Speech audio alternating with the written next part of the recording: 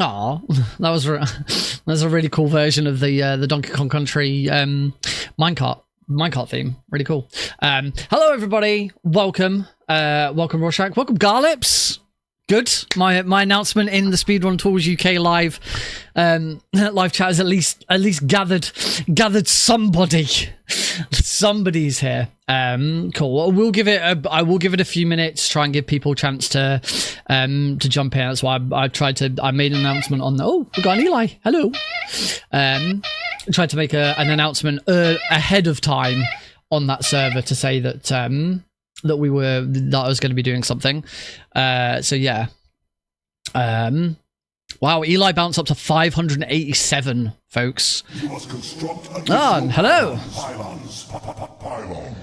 Pylons. Hello, JN. Welcome to the stream. Cool. As I say, I'm going to give people a few minutes to sort of jump in and see what and before we sort of get started. So yeah, people get in here. Everyone's in. I'm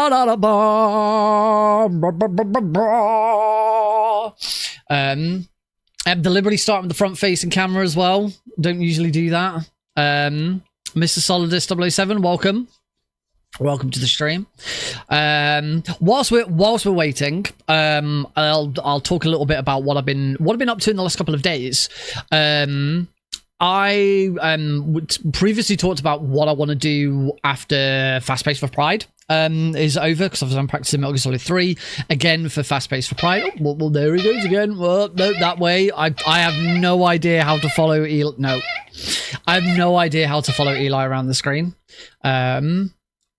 But it is what it is. Thank you very much, JM 588. Oh, we have now for definite 100% hit the goal. I am now at 1,250 followers. So hooray, goal met! So we're gonna celebrate with a big announcement. No, I will figure out something a bit more my own stream related to sort of celebrate that. Celebrate hitting 1,250. Thank you, Garlips. My automated post out to Blue Sky worked perfectly. So over the last couple of days, I got put onto a Blue Sky integration with StreamerBot. So now I have Blue Sky automated for the stream as well. So when I go live, it automatically posts a stream. It automatically posts a message when I go live. Now the weird thing is that the Blue Sky post worked perfectly. It uses the title of the stream. So the Blue Sky post is the Nick RP stream is live with huge STUK Live UK event announcement and MGS3 Euro Extreme Practice. So that's because that's the title. I've used that same wording to redo my own Discord server's announcement, and that hasn't worked.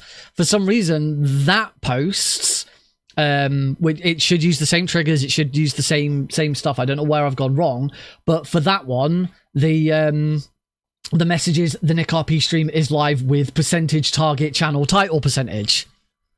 So I don't know why Blue Sky was able to pick up that that's what the channel title was, but Discord hasn't. So I'm gonna have to look at the order of stuff for that. But in addition to that, it also automatically changes my Blue Sky username. So my Blue Sky username is now the red live circle Nick RP Green live now. I think that's just it. Yeah, Nick RP Green live now. Obviously, you know. Whoa, hello. Something happened to me last Thursday. We have a cosmic. I had a couple of miles to go. I looked social media that isn't mostly bigots and racist spots. It's Blue Sky is getting worse, unfortunately, but it's still 1,000 times better than the bird site, so that's good. My profile picture is supposed to update as well, but my profile picture hasn't changed for some reason, so that didn't work. So yeah, the other cool thing, I did 1,250, feels good. The other thing that will happen is whenever anyone clips, so so people who know that if you use !clip in the in the chat, it automatically clips the last 30 seconds of the stream and immediately posts it in the chat. Also posts the link on my Discord server. It will now also automatically post it to Blue Sky as well. I tested that one and that one did seem to work, so we'll have to see if it works now that we're live. So yeah, pretty cool stuff. I'm hoping that there's more stuff that I could do with Blue Sky in the future. But yeah, basically this Blue Sky bundle gives you, once you've linked up to your Blue Sky, it allows you to make posts, allows you to change parts of your profile picture, your name, your bio. You can even change your bio.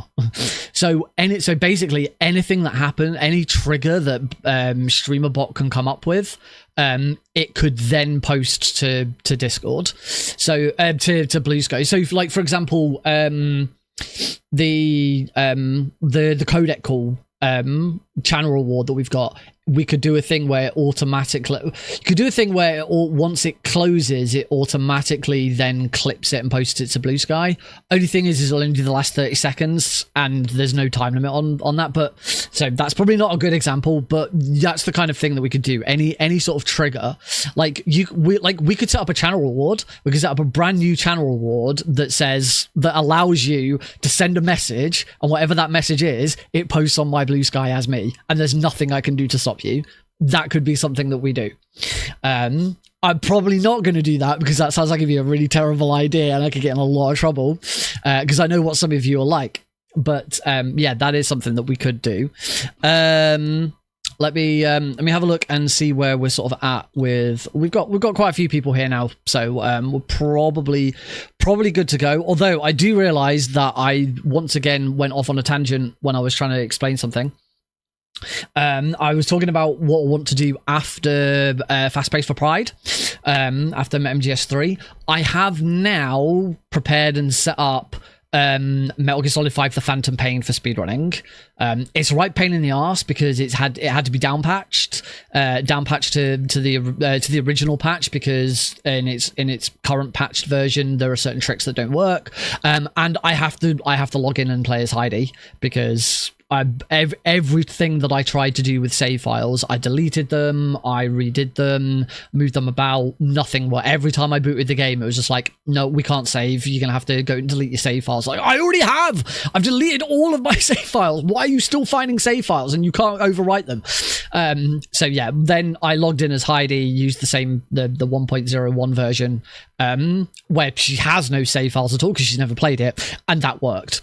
So and I've been able to download the correct save file. For anyone who knows Phantom Pain, you'll know that there is an opening prologue that's a really big chunk of time, where you play as Snake in hospital, waking up from his coma, and he gets escorted by a mysterious person called Ahab, who sort of guides him through the hospital as it's under attack, and they escape. That isn't part of the speedrun. It was determined very early on in Phantom Pain's speedrun lifetime that it doesn't add anything to the speedrun, that it's pretty much all on rails. There is nothing that you can really do to speed it up. So the speedrun actually starts with the first mission in Afghanistan.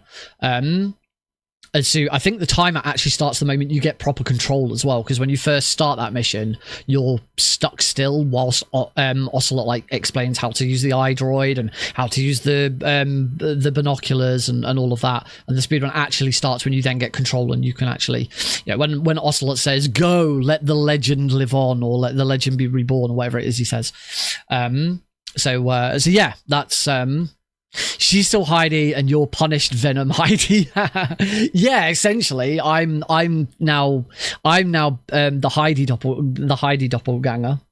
God, I've once again tried to explain some of this stuff to Heidi and she just doesn't. She's just like, ever since we went to the Metal Gear Solid concert and at the end a couple of weeks ago, we've been trying to sort of explain a little bit more about Metal Gear Solid to her, and she just does not care because it's so complicated and convoluted.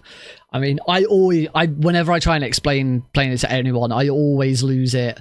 You know, I always lose it. Oh, and by the way, he was also president of the United States. As soon as you get to that, it's just no. This game is too stupid. This lore is too stupid. These characters are all over the place. What do you mean? What do you mean? The bad guy who was a clone of this guy, who is a third clone of these guys, was the president of the United States? What the? Anyway, yeah, Metal Gear lore is funny. Yeah, a very, very good chance that once we're done, as we move into December, I'm going to start learning Phantom Pain, because I've been wanting to learn it for a very long time. This year was the 10th anniversary of Phantom Pain releasing, as it was released 1st September 2015. So whilst it's in its 10th year, I feel like now's probably a good time to actually learn it. I thought Metal Gear Solid lore was historically accurate scripture. Hey. President George Sears did nothing wrong. President George Sears, the best president of the United States has ever had, is a true patriot. What happened to him? He was smeared, he was slandered. This talk of him fighting some kid on the top of Liberty Hall, Federal Hall in a Dr. Octopus suit. Lies, slander, fake news.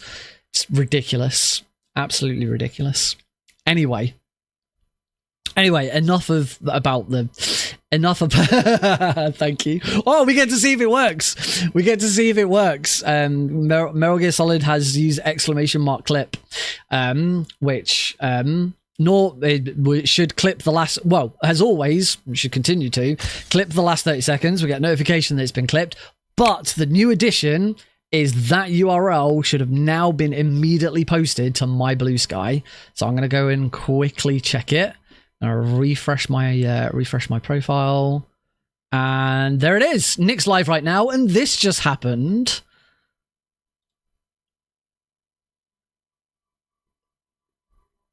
And that is a perfect 30 seconds. Something went wrong. What do you mean something went wrong? I don't think anything went wrong. I think everything is working fine.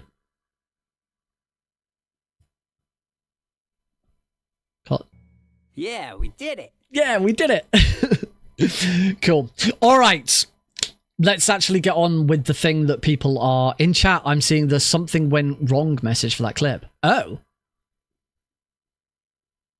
I'm seeing the clip. I'm seeing the clip and it works. Yeah, but the clip works. Weird. Very strange. And it posted to Blue Sky. That was the important bit. So that's cool. Let's see how that does with stuff. Anyway, right. As I say, let's get on with the reason why people are here, why some people are here. The reason I know Garlips is here. Garlips is probably sitting there going, Nick, will you shut the fuck up and just get on? I don't care about fucking President George Sears. Just can you get on and talk about what you've said that you're going to talk about? It's been nearly 15 minutes of the stream being live. Right. So I care about George Sears. Anyway, I'm just chilling. You're right, George Sears. Yes. Garlips is on my side. Right, where's my VIP button? Kidding. Right.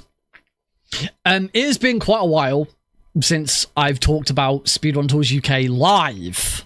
For those who don't know, I'll quickly catch everyone up on sort of what things are. Speedrun Tours UK is a program and sort of enterprise, I think is probably the best term, set up by me to help people with speedrunning marathons.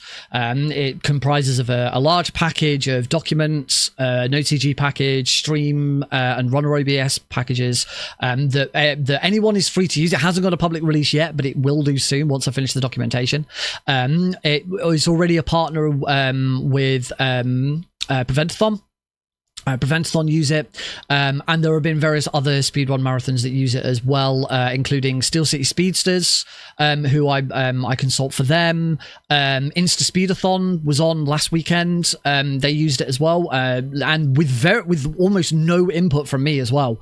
So I was actually kind of surprised when I saw the stream that was live, and I was like, oh, that's Speedrun Tools UK. I'd completely forgotten. So yeah, they look like they did a really good job with it. So that's going really well. But the other side of Speedrun Tools UK is that for a very, very long time, I've wanted to be able to use this to try and bring new live events in the UK, because the current state of live UK live speedrunning events is almost non-existent, bar one notable exception, which is UKSG. UKSG is really the only name out there. There are a couple of other smaller ones. I just mentioned Insta Speedathon, which does do some live events. They are very small and they're always in Wrexham. UKSG is always in Glasgow, which I know is not ideal for a lot of people, myself included. Ever since I attended UKSG for the first time, I have always tried to look at how I could attend again in the future. And being a dad, living just outside of London, I just cannot justify the expense to go, because it's a plane or a train. I went by plane last time because it's cheaper to get a freaking plane, and then hotels, other transport, buses and stuff to get into and from places, and it's just too for what it is, for what I would get out of it. It's too expensive, so I just can't get to UKSG. And I'm sure there are a lot of other people in similar situations. I know that there are people within UKSG who have wanted to try and do something with UKSG outside of Glasgow, but have presumably not had much success. I've heard people talk to me about it. I've never known too much about what has gone on behind the scenes. And this, I should say, this is not me I'm not trying to bash UKSG at all. UKSG is a fantastic event. They do a lot of great work for charity, and they put on a really good. The one that I went to was really good. I really enjoyed it, and their event's fantastic. It's just, the big problem for me is they're always in Glasgow. So earlier this year, I set up this new Discord server, the Speedrun Tools UK Live server, to start gathering interest and gathering names of people who would be interested in attending speedrun, a new speedrun event in the UK. Eventually, I then had an initial meeting with Anime League, and that's already public knowledge. I'd already previously announced that I was looking to work with Anime League.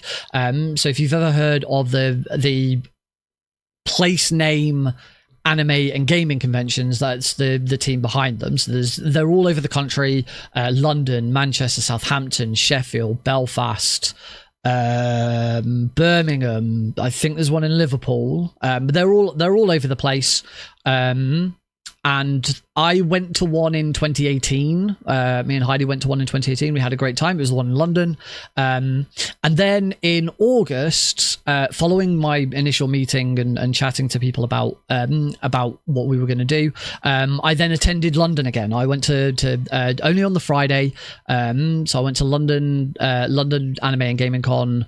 It was Friday the 28th of August or something like that. I ran a speedrun panel whilst I was there about sort of introduction to speedrunning and how you can get into it and how you can get into marathons and community and all of that stuff. I had a really good time, and then I got to sit down with the owner and with my contact there to sort of hash out, here's what we want to do and here's how we could bring a speedrun, because the way that I see it, and knowing sort of things about prices and money and stuff like that, it would be really difficult to do a brand new startup marathon on our own with we're hiring a venue and all of that, because you've got there's a hell of a lot of money that goes into hiring a venue.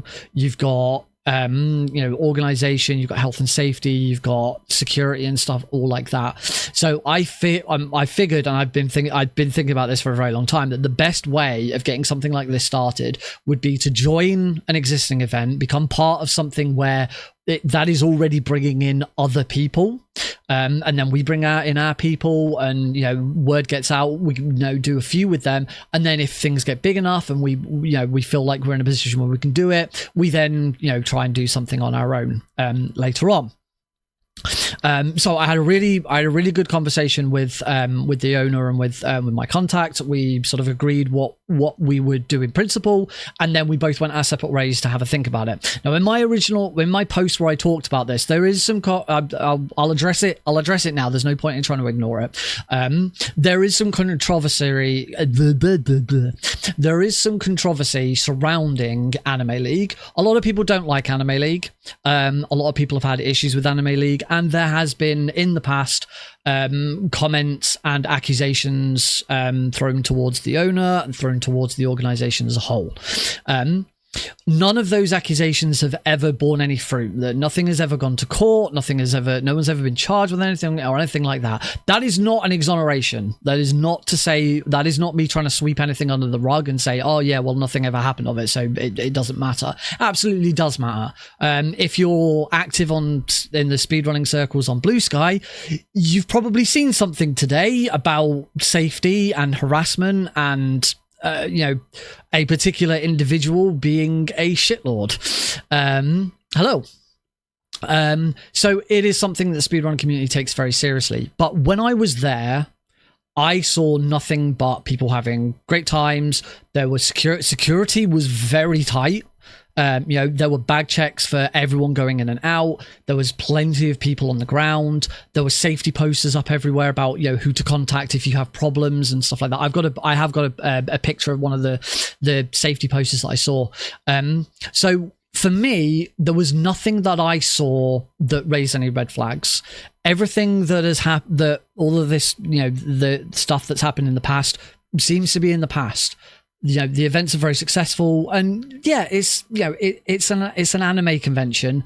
They are pretty much the same. It's a lot of people flogging a lot of stuff, and the usual kind of things that happen. But it's a start. It's somewhere to start. It's somewhere to gather momentum. It's somewhere for people to just meet up, and gives us a great space to meet, to have fun, and to do some speed runs together, which is something that we just don't have much opportunity to do. So from my point of view, there was nothing I saw that turned me off, turned me away.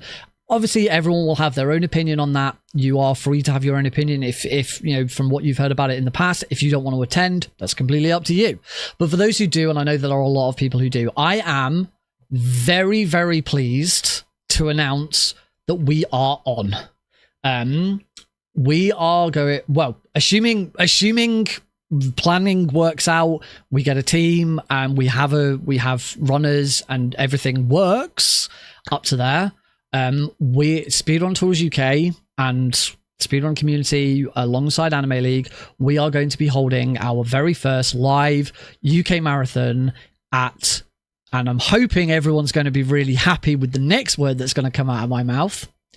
Manchester Anime and Gaming Con.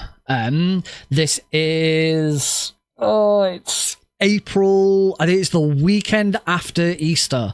I should have put it up on my I should have put it up so I could check it straight away. Manchester Anime and Gaming Con. The 10th to the 12th of April.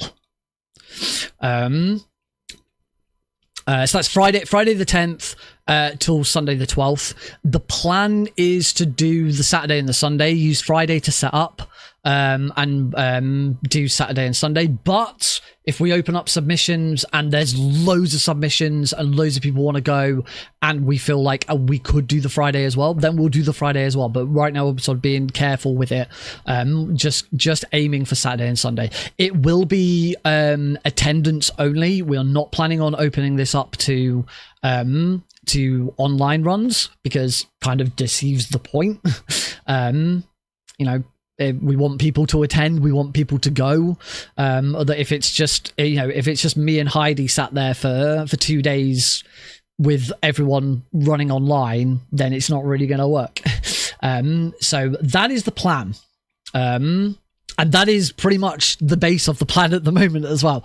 Not much else has been planned yet. I mean, I've got ideas of equipment.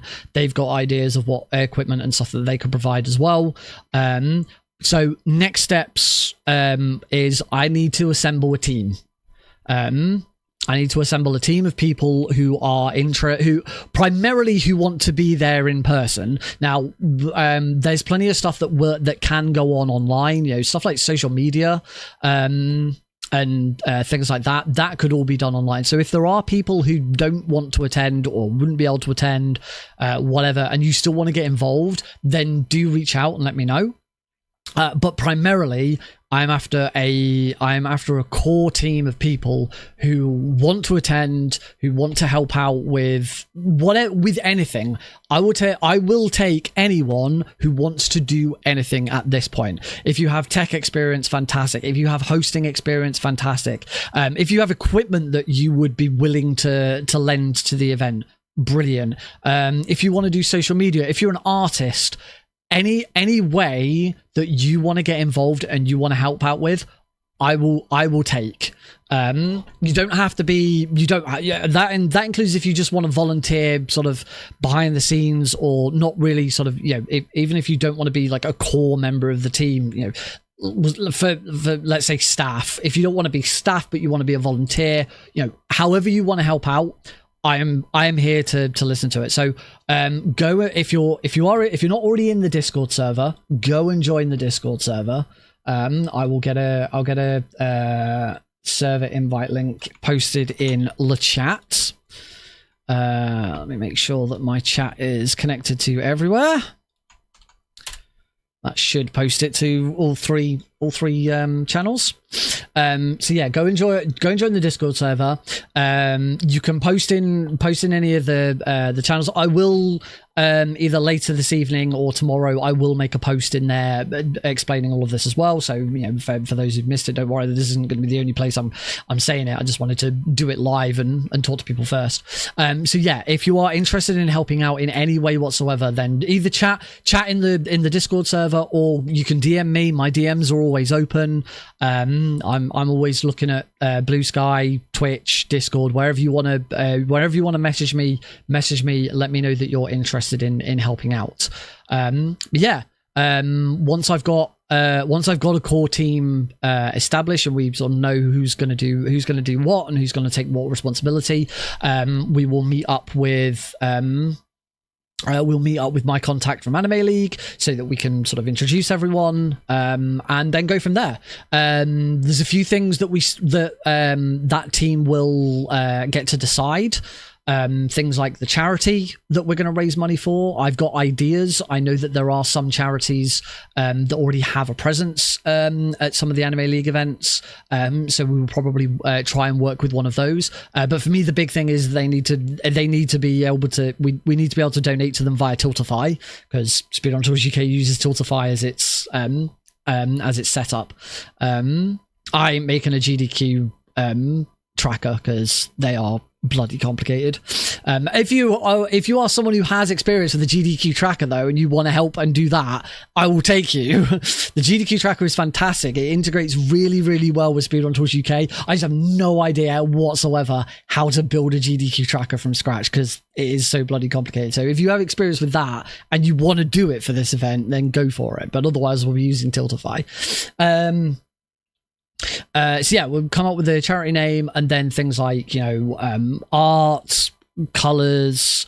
We'll use Speedrun Tours UK's base design, but I don't want to use the default colors and stuff. I want to jazz it up and do some cool stuff with it. But the big one that team will be responsible for deciding is what the frick we call it, because my contact from Anime League has been very strict on strict's not the right word, very decisive on the fact that they don't want it to be called like the Anime League speedrunning marathon or whatever like that. They don't want it to be if you know how to build a GDQ tracker, DG, I will take you. I will take you. Not like that. We've already seen enough of that on Blue Sky today. They don't want it to be so. They don't want the name to be associated with them. They don't want it to be. It's not their speedrun marathon. It's our speedrun marathon, because then it also gives us the opportunity to branch off and do other things. Whether we want to do online events, whether we want to go off and do our own event live, get our own place and stuff like that. So, but if we named it after Anime League or named it after the Anime and Gaming Con, then that sort of takes that opportunity away. We'd have to rebuild from scratch. I've been very clear that I don't want it to be called Speedrun Tours UK, because for me, that's not what Speedrun Tours UK. That's not what Speedrun Tours UK is. Speedrun Tours UK is me and my package and my enterprise. It's not this. This is a different. For me, this is a different entity. But this entity will be partnered with Speedrun Tours UK or sponsored by Speedrun, or whatever you want, however you want to call it. So I have some ideas. I'd love to brainstorm with the team as to what we can come up with. I think we have to be very careful with the name. We don't want it to be too close to sounding like UKSG or UKSM. I think using the term UK in it is probably risky, because it will sound so close to UKSM or UKSG, and I don't think that's a good idea. I've been thinking about whether we could use GB instead. GBS, GB Speedrunning, or GBM, Great British, or GBSM. I don't know. I've got some ideas. I've always had one really big idea in my head. If we ever did something huge, massive on sort of ESA GDQ scale kind of event, I know exactly what name that would be. I'm not going to say it because I don't want to jinx it. Obviously, if anyone has any thoughts, go into the Speedrun Tools UK live event speedrun Discord server. Will stay that name until we come up with a new name. Once we've come up with a new name, we will then create a Twitch channel with that name. We'll create a YouTube. So it's not going to be streamed here. It's not going to be streamed on my Twitch channel. We will create a brand new Twitch channel for it. We will try and get it to affiliate, whether that's before or after or whatever. And sort of go from there. So this is the start. Hopefully this is the start of something new and something exciting for UK live speedrunning. My contact there is GBPB. That's there's something there. GBPB. I think there's something there. I do think there's an opportunity to use GB, but I'm not sure yet. As I say, we'll discuss it as a team. I think this is a great opportunity for UK live events. I think there's going to be a lot of people who are excited to do something a bit different. And the other huge advantage of this is that attendees will have to pay to get in. It is taking place at an existing event. You will. I will talk to the event team about getting like volunteers or staff or whatever in for free, because obviously they're working. But for your average attendee, you will have to pay to get in. The ticket prices are not expensive. It's like 20-25 quid for a weekend pass or something like that. It is not super expensive. But the big advantage of that is that once you've got that ticket and you can get in, you don't just have to come and do the speedrunning stuff. There is a whole gaming area, there's anime stuff, there's movies, there's board games, there's tabletop roleplay, there's concerts, events, panels, talks. There's so much stuff that goes on at these events. That you really are the Nick RP initiative, inspired by Nick RP Green, created by Nick RP Green, developed by Nick RP Green. Play it like Hideo Kojima. Just like at the start of every single run, we get a set of credits that comes up first. Thank you, Garlips. The other big thing is spread the word. Obviously, I will post on Blue Sky about this as well. So once I've done that, please quote it, repost it, like it, comment. The more that we can get the word out. And obviously the first big step is actually, announcing the event properly on Angus, on Blue Sky, and starting to get runners involved, because that's going to be the big test. That's going to be the bit where this thing works or doesn't. Because if we then put it out there and we get 4 people submit a run to attend, then we're a bit fucked and it's not going to work. What we need is, we need a huge chunk of people who actually want to attend. And I know there is an appetite for it. I've been to UKSM and there were loads of people who really enjoyed that. I've been to Warwick speedrunning events, and they have a load of people who are really, really cool and love these kind of things. I know there's loads of people from UKSG who have always wanted UKSG to do something south of the border. If your hosts aren't spending 15 seconds on just the event name, I've got some ideas about hosting and stuff like that. I would any sort of ideas to make things a bit different and a bit interesting. I do have. I've always had this idea of having hosts. I know ESA experimented with having hosts that sit in front of the camera and do bits, but I know that put a lot of hosts off. They don't want to host because they like the idea of being behind the camera, just a voice to talk. I have for a while had this idea about having a host, but then having a compare or au pair or compare. I'm not sure what word I'm trying to say. Basically, someone who does actually get up on stage in between runs and actually talks to the audience and is a presence. And then once the run starts, we go over to the host of that run, who then does the donations and talks to that.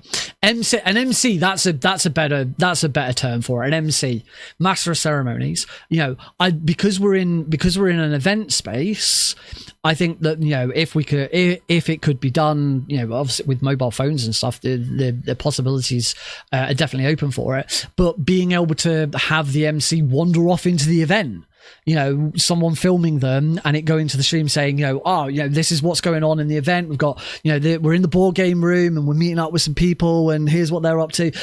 Stuff to make breaks interesting. I think there's a real opportunity to do that kind of stuff. But obviously it's all going to be down. I would absolutely love to do that kind of stuff, but I'm not going to be able to do that if I'm sat behind the stream, the stream computer all day. If I am strapped behind the stream computer all day and there's someone else who wants to be an MC, then fantastic. If someone else can take a shift behind the stream PC so I can get up and do, there's so many different possibilities of things that we could do in a live setting that you just can't do online. I'm really excited to see how it goes. Should say at the moment we are 100% just signed up for one. There is, we are already talking about the future, about what we could do. I've said that these events go on all over the country, so there is already thoughts about which other events could potentially host one of these, and how could that work. But nothing like that is going to be decided or determined until after the first, because at the end of the day, if we go and do the first one, this is the final barrier that we have with all of this. If we go and do the first one and everyone has a miserable time, it's like, we don't feel like we've got support, nobody's enjoyed it, the venue doesn't work for us, and it just wasn't worth it or whatever, then at that point we go, look, thank you very much for the opportunity, Anime League. It's been interesting, but this just isn't something we want to do long term, and that's absolutely fine. We walk away, and there will be no problem with that, because they're also in the same situation. There's a good chance that if we go there and we have we go there and we have a fantastic time and it's amazing and loads of fun and all of that, and then at the end of it, the organizers come to me and they go, yeah, I know you've had a great time and stuff like that, but it just doesn't work for us. You've taken up too much space. There's, it's not attracting enough people. Whatever the reason could be, there's a very good chance they turn around and say, look, unfortunately, we're not prepared to continue. And again, that's fine. At the end of the day, our attendance there needs to get them to sell more tickets. At the end of the day, they are a business. We have to remember that they are a business and they are trying to make money. So they are going to want to see us buying tickets to attend, because they want to make money. Let's not try and skirt around or anything like that. That is the point. So we've got to prove to them that we are a viable and valuable asset for their events, and they've got to prove to us that we can go to one of these, have fun, raise money for charity, and it's going to be a great time. Other thing that I will say about having a good time and being part of it is the marathons would not run late into the evening. We would probably, I think, looking at timetables, we probably get cut off about 8 o'clock, I think, because then in the evening there is all of the evening stuff going on. There's parties, there's balls, there's shows, there's movies and stuff like that. And at that point, I don't want us to be doing a speedrun marathon at that point. I want us all to be able to go and enjoy ourselves and drink and have fun and party and and do all the stuff that we don't get to do together because we don't do this stuff. So yeah, only the one event at the moment, but assuming all goes well and everyone has a great time and everyone wants to keep going, then we definitely have an opportunity to do more of this in the future and in different locations.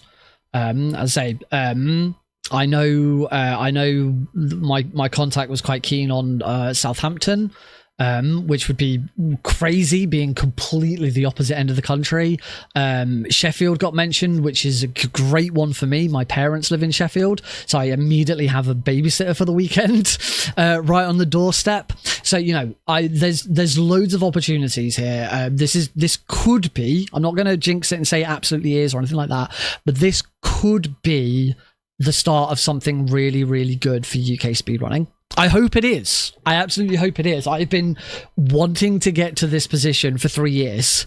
Ever since I started getting involved with speedrunning and started going to events and stuff like that, I have always wanted to do something myself.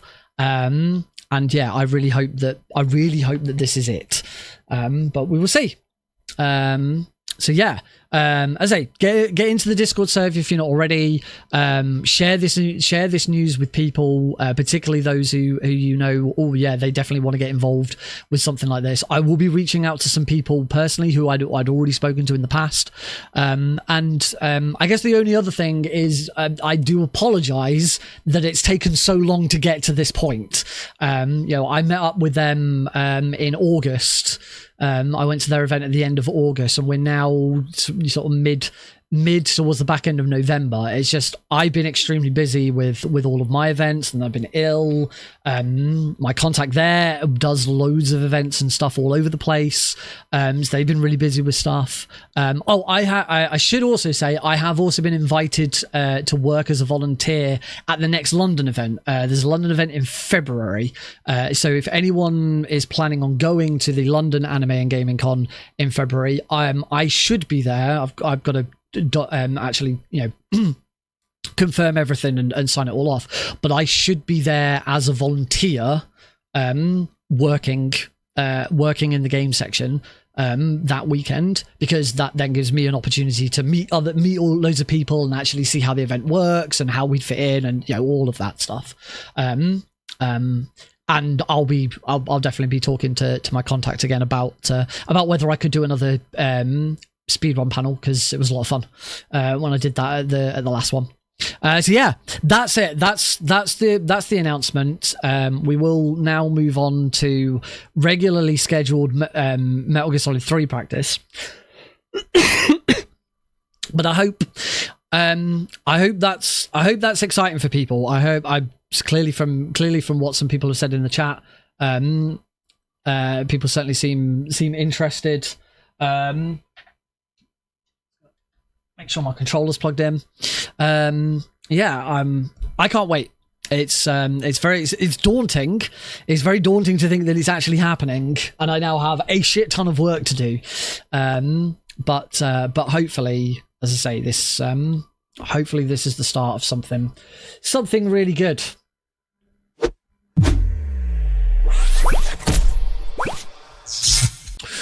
Alrighty then.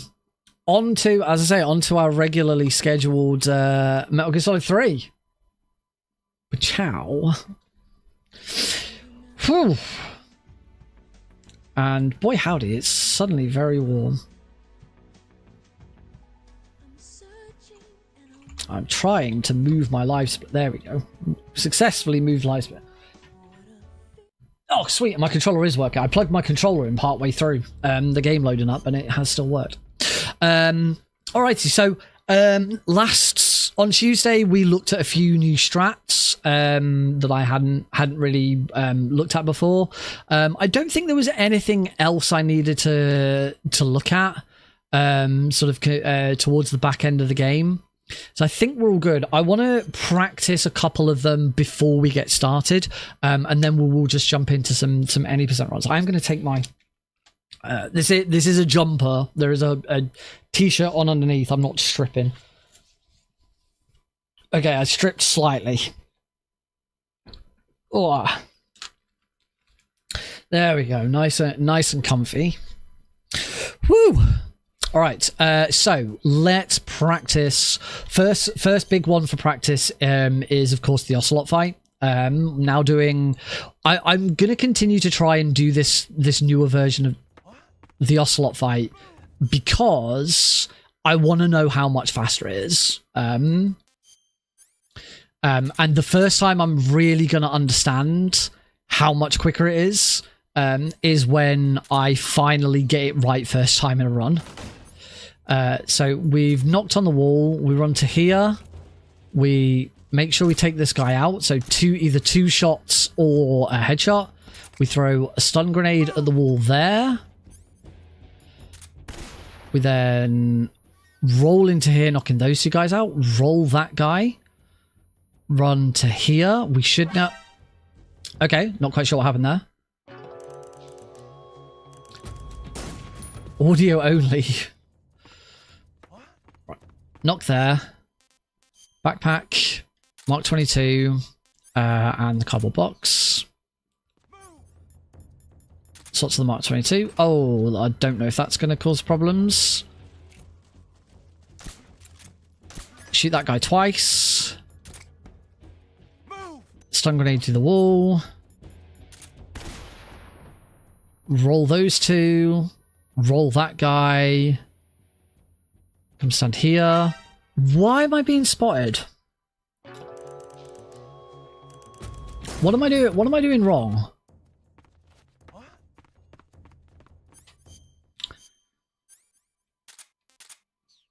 I'm not going to keep swapping to the cardboard box as well.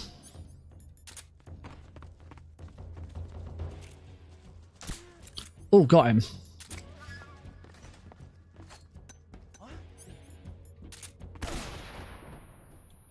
Roll those two. Oh. Roll that guy. I don't understand. I don't understand. What am I doing? What am I doing wrong compared to... What am I doing wrong compared to Tuesday?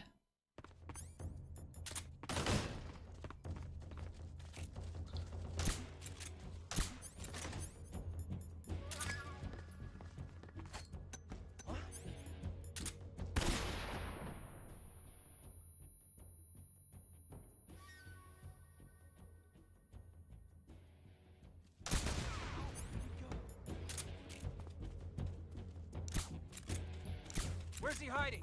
Where did he go? Ah! So you want to... You should be able to auto-aim at the guards at the top.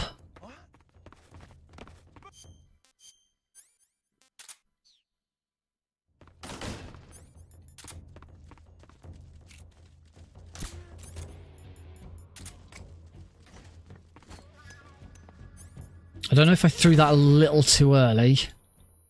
We'll find out in a second. Nope, that's fine. I don't understand who's spotting me.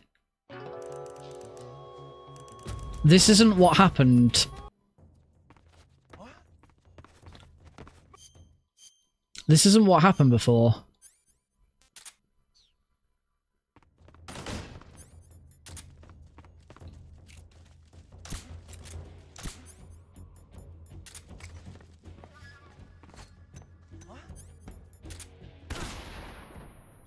Roll. Roll.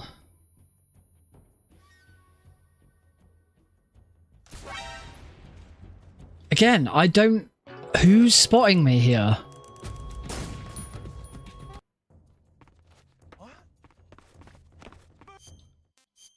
I might have to watch a video again.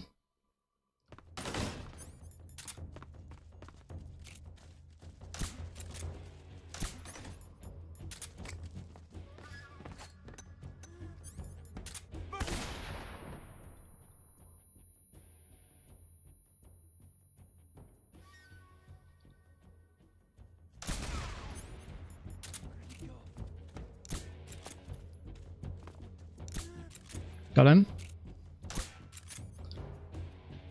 Where's he hiding?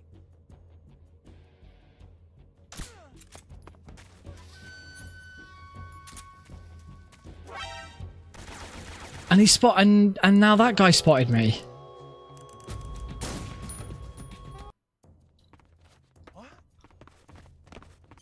Some kind of distraction shot needed before the first barrel shot to distract the roof guard.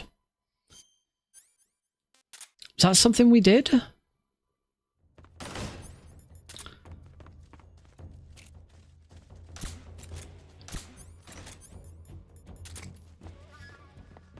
Because I didn't do it then, and that worked for a bit.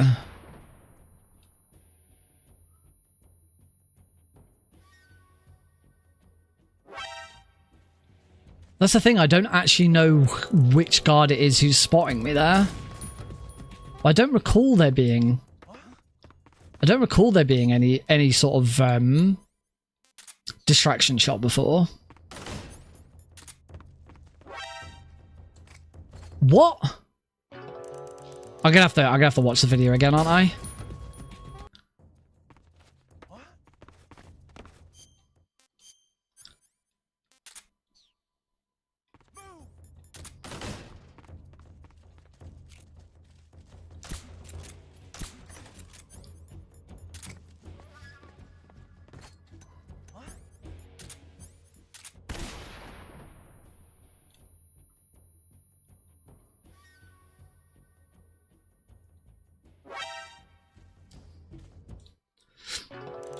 All right, let me see if I can find. Let me see if I can find the video again. I don't understand. Snake, respond. Snake. Snake. And this wasn't what was happening.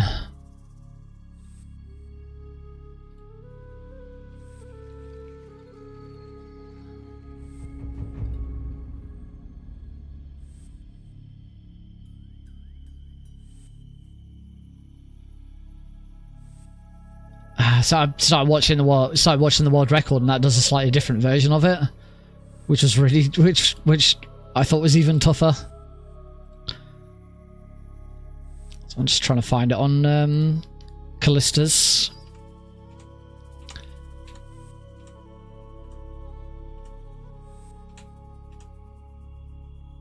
Right.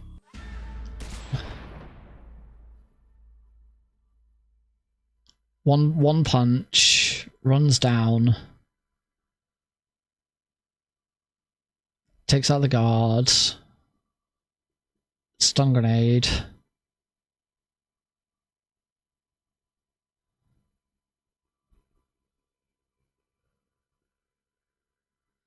There's no extra distraction shot. I think I might be moving too far south.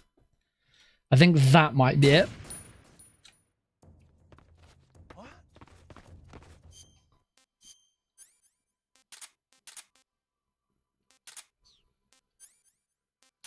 Yeah, I think that's what my problem is. I think I'm moving too far to the south, so I'm getting spotted by someone. So I'm gonna need wait.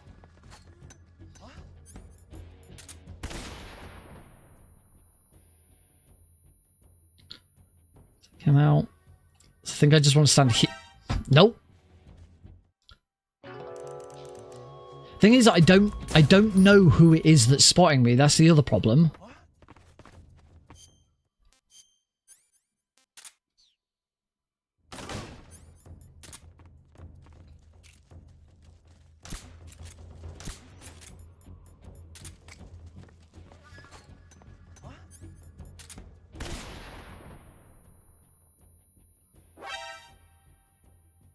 Like, what happened? Was that me being too fast?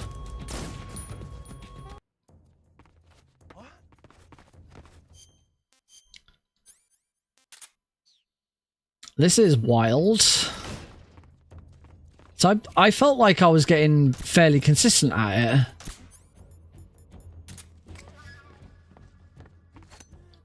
Oh, crap.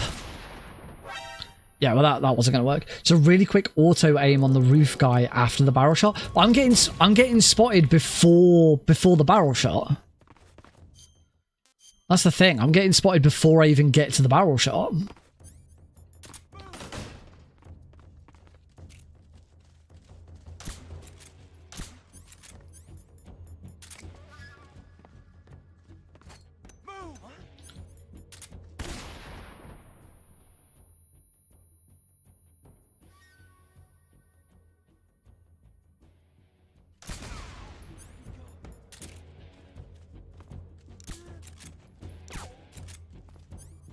Where's he hiding?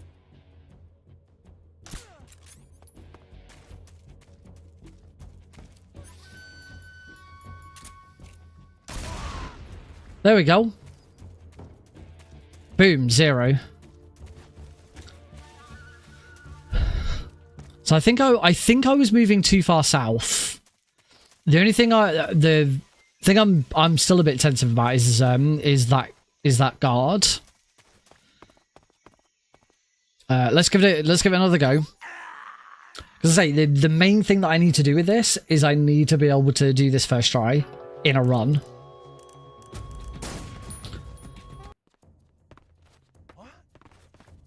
I think maybe it was just my positioning was really off.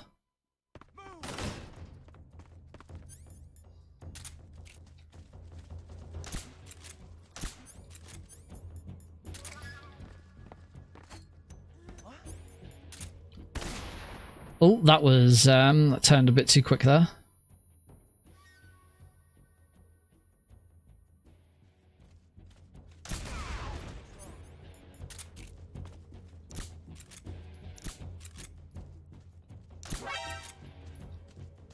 So that, I think, was I took too long.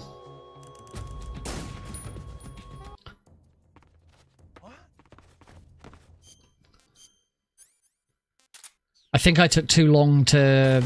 because you want to... basically, the two guys that you shoot with the barrel, you want to shoot them... shoot the barrel the moment they come on screen. Right, wait for him to... I think I have to wait for him to put his hand up, because that shows that they're all in position. And here.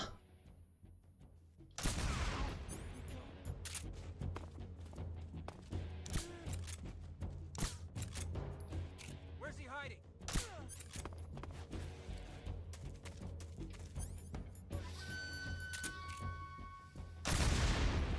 hiding?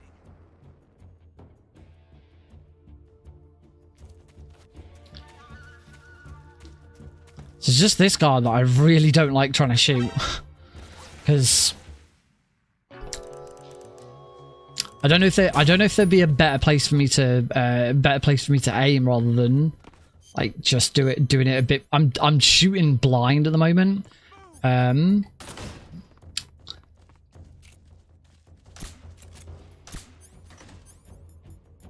So like I said, wait for him to put his hand up.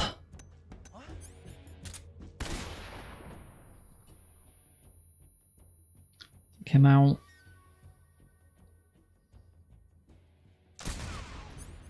Where did that come from? Where's he hiding?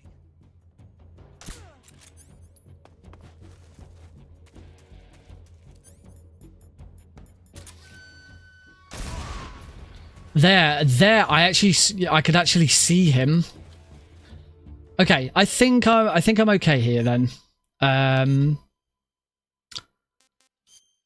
That'll do for now. We'll obviously we'll see what happens in a run. Other thing I want to quickly practice is Warehouse 2, because obviously Warehouse 2 was the other big one that I changed. Still not sure what I want to do about the fear, about whether I want to. There's not really much point in saving the fake death pill now. I determined I don't have a... Oh no, I've got a... No, I do have correct saves for both. Actually, it's both. It's going in and out, isn't it? Warehouse. I want to go... I did... Last hour from the top, looking at the TLDR. I can give you a TLDR. What happened? Oh, made it. What's wrong? Yeah, this move, I really like this method. I really like that. Anyway, for Happy Dudes, benefit, and anyone else who may have joined after the announcement, Speedrun Tools UK is going live, or at least a new marathon is starting, which Speedrun Tools UK will be a part of. It is taking place at Manchester Anime and Gaming Con from the 10th to the 12th of April 2026. Right now, I am gathering a team of people who want to be involved. Ideally, people who are going to be attending, but there's obviously a lot. Everything up until the event, everything will be done online, and then even whilst the event's on, there's still stuff that could be done online as well. So I'm more than happy to take people on board who just want to work online and not actually attend, but I definitely need people who are actually going to be there who can help and do stuff. So yeah, that's where we're currently at. So yeah, and we need a name. We need a name for the marathon, because it's not going to be called. It's, as I've been quite adamant, that it's not going to be called Speedrun Tools UK, because that's not what Speedrun Tools UK is about. It'll be in partnership with Speedrun Tools UK or sponsored by Speedrun Tools UK. Thanks, dude. Oh, helps if I... Right.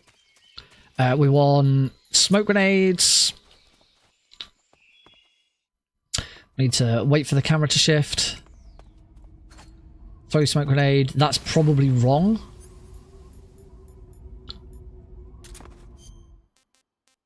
I also don't have the cigar gas spray out.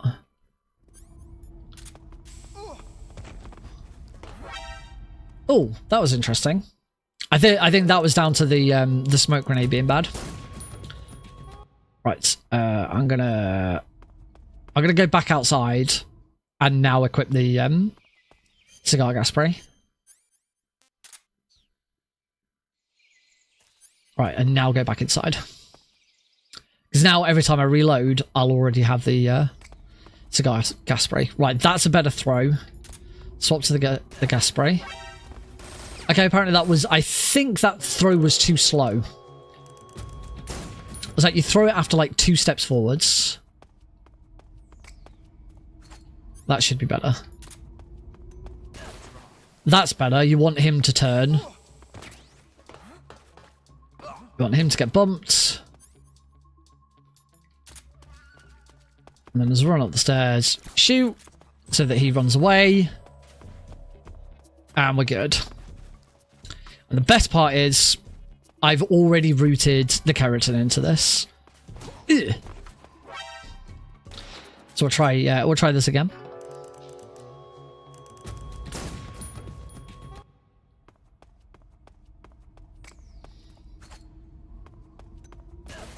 There we go. That's what we want. We want a caution from that guard. Oh, I didn't actually cigar spray it. Should call it a better ran ESA. I don't think it's going to be... It's not going to be... No.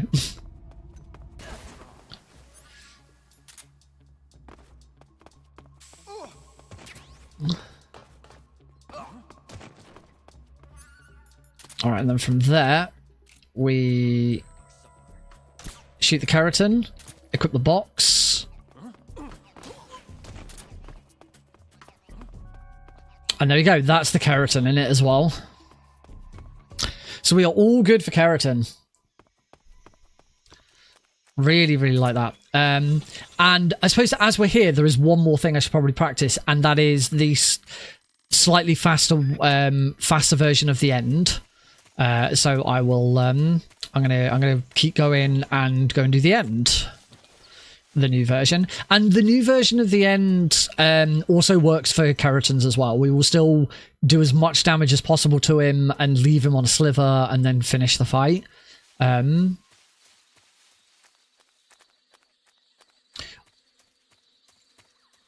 I've considered whether like we want to still want to finish the fight there, and then just do the backtrack. Because it's not, the backtrack's not that bad. And it might actually be quicker than messing around in the next room.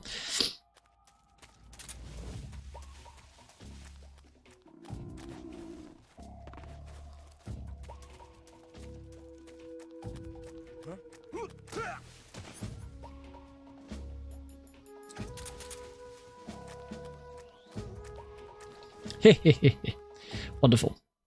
All right, so for the newer version of the end, it's not that much. It's not that much different. It just everything happens a bit quicker. Obviously, the end is up on his.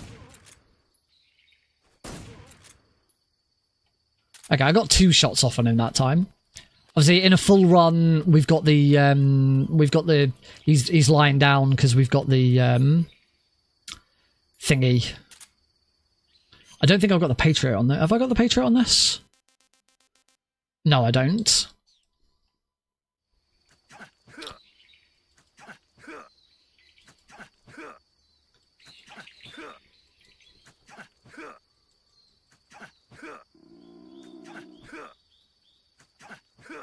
Alright, and then from here... Oh, I got shot!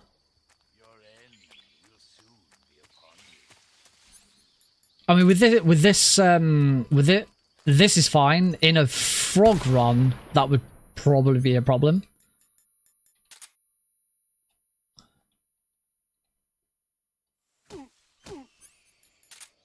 Freeze. How did you?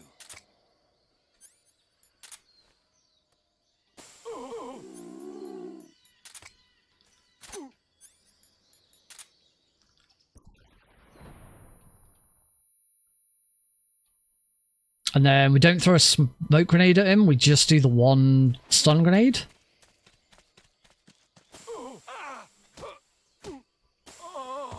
And then we try and... There we go. Oh.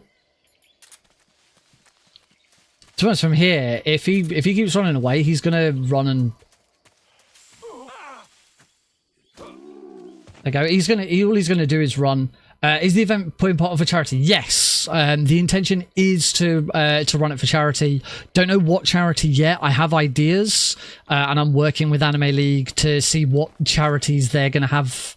There's going to be a presence out there. One of the things I did get told is that they're going to have some esports group or team going to be in attendance. So hopefully there might be some cross-pollination there, which I like the idea of. Anyway, that was the newer version of the end fight. I got shot by him, so I need to be a bit more careful of that. I don't know what I'm doing now. But hopefully being shot once isn't going to be a problem. Oh, I have a notification on Discord.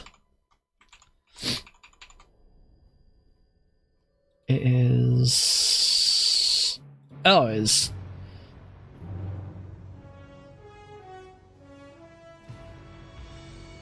Stuff. Other stuff. Alright, let's do this. Let's do a full run. And see how we get on. Hopefully, if all goes well, we'll do a frog run. You need to do frog runs. Need to do the frog runs. Well, for those who don't know, I am running MGS3 European Extreme for Fast Pace for Pride. A week on Saturday. I believe my run is about 11 PM UK time on Saturday, the 30th of November. It is down as any percent, but there will be a donation incentive to upgrade it to all Kerotans. Now then, have I got... I have this 15... I have a save of 15 runs here with Operation Stay Key complete. But I always have this one from the 18th of September. I get the feeling... no, it's still on my list of considerations.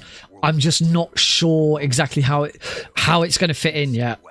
Because I am really interested in learning the Phantom Pain now that I've got it all set up, but I do still want to learn everything or nothing. So it might be that I learn everything or nothing and then do Phantom Pain, because I expect I'm going to spend more time with Phantom Pain than everything or nothing. I'm just not sure yet. But I don't want it's definitely not dead.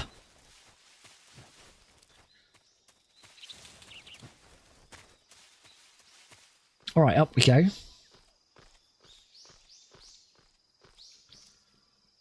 One, two.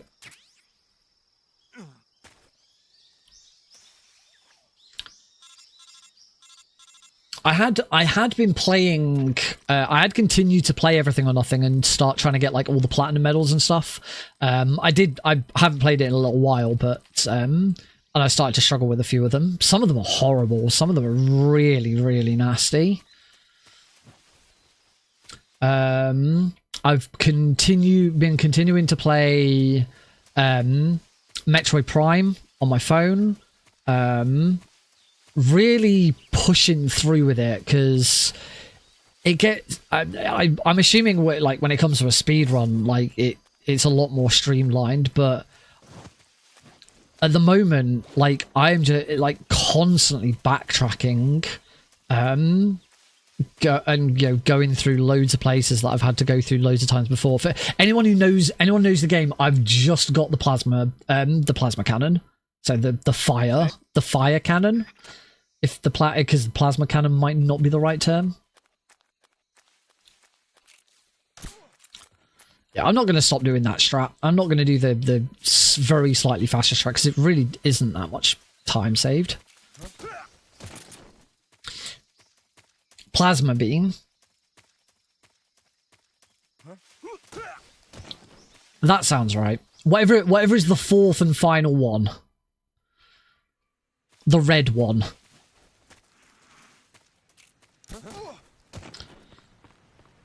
Alright, let's run to about there.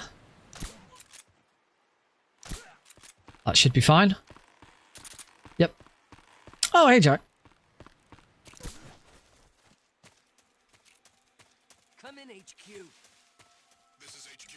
Prime, I would be very interested now to play Metroid Prime 2 to see what they did. That was oh, that was lucky. I hope this still works. I think yes, the mine sounds about right. Gotcha. Yeah, because like you first find the Metroids and you have to fight like an elite or something like that. And yeah, it's just a huge bloody slog with no save points at all. It was horrible. But I did eventually do it. Obviously I did it because now I've just unlocked the plasma rifle. The problem now is that I'm thinking of all the places now I've got to go back to because I've now got the plasma rifle and I can open those doors. Yeah. Oh yeah, I died at those invisible bosses. The invisible boss. Because yeah, it's just another thing and another thing and another thing. I remember there was another boss I had to do twice. I think it's the boss that once you've beaten that boss, I think you unlock the spider ball thing. Pretty sure it's the spider ball. But there's no save light. I think Tharda sounds right. Yeah. Yeah, I had to do Thardus twice because you beat Thardus and then there's no save. There's no save point at all. And there's just death in front of you and behind you. It's the second time I did it. I deliberately backtracked to the previous save point so that I could then go back and redo it. Just horrible. Even though I'm playing on emulator, I'm trying not to use save states. I want to try and have a bit more of a pure experience. So I would be I am interested to give Metroid Prime 2 a go to see what they then did to the formula. How they changed it up for that one.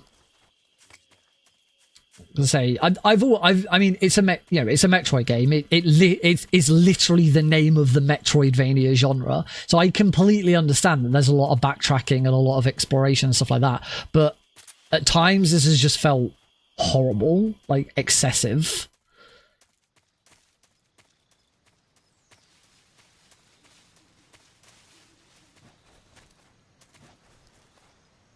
Did the Prime 1 remaster redo the control scheme? Or is it still the exact same control scheme in the remaster? Because that was the thing that was the first thing that threw me for ages. Because obviously I didn't have an instruction manual or anything. So I just kind of had to try and figure it out. And for the opening bit when I think you're about to board the pirate ship or something, whatever it is, and you have to shoot up. You have to aim up and shoot at a switch or something that's up. And I just could not figure out how I was supposed to look up. I just couldn't get it. Because I was expecting the right analog stick to change to move the camera, but it doesn't. It's sort of Time Splitters style.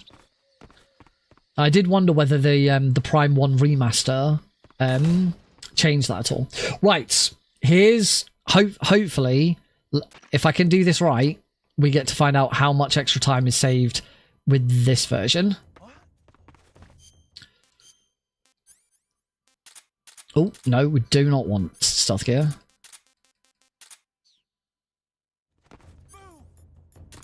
Mark 22. Right, so... Oh! Wait for him to put his hand up. Throw.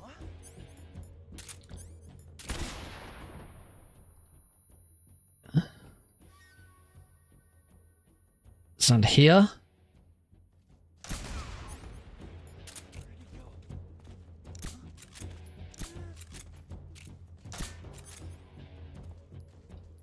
Where's he hiding?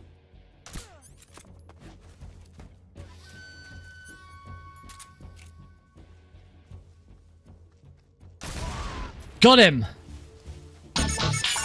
Well, hey! Bum bum bum bum bum bum bum bum bum bum. A message from SGT Deagle, who has now subscribed on Twitch for 26 months. Do you like my sunglasses? I do like your sunglasses, Deagle. Thank you very much for the sub. Welcome. Snake, did you like my sunglasses?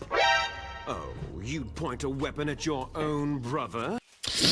Okay, so I got through it first try, which was good, and lost 5 seconds. So... Is that it? Is it that method just isn't faster? I lost 5 seconds doing that. Okay, it wasn't as fast as it probably could have been. But, you know, that was... I couldn't have done it that much quicker?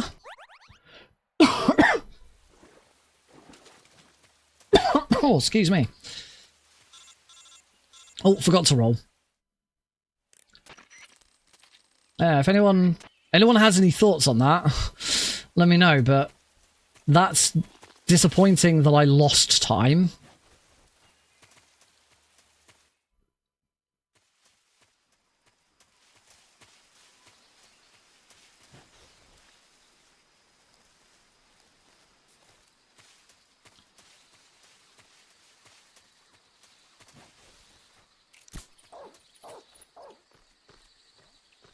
Yeah.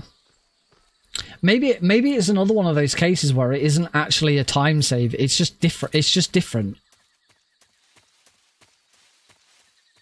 It's just a different way of doing it that people have found that they like.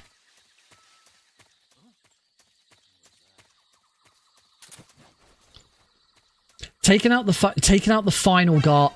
What? Taking out the final guard could have been faster. That's the only major thing I can think of. How did I get spotted there? I did everything in that room correctly.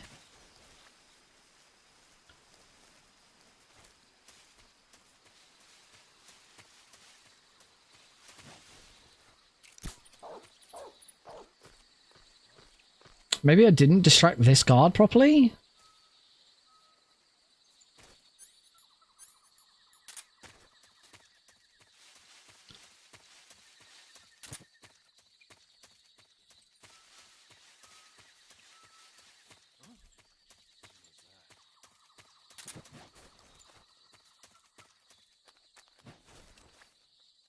What was different about that than the previous attempt? Don't get it. I'll never understand this game sometimes. Throw some weird curveballs at you. So yeah, I'd say maybe it's not that version is faster. It's that is a version people just prefer doing. Either that or my splits are off. I'll have to try it again in all Kerotans and see if that makes any difference. Nobody? Was nobody? Right, let's deal with Ocelot. Stun.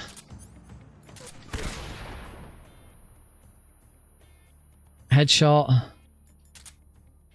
Overarm stun. Shoot the goat. Shoot Ocelot. Shoot off his hat. Shoot him again. Shoot him again. And then...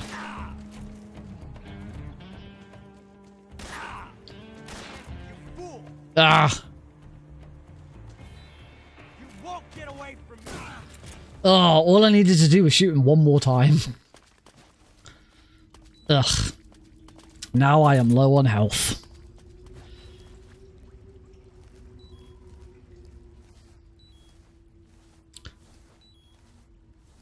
Oh, you know what the news about Speedrun Tours UK and the live event goes?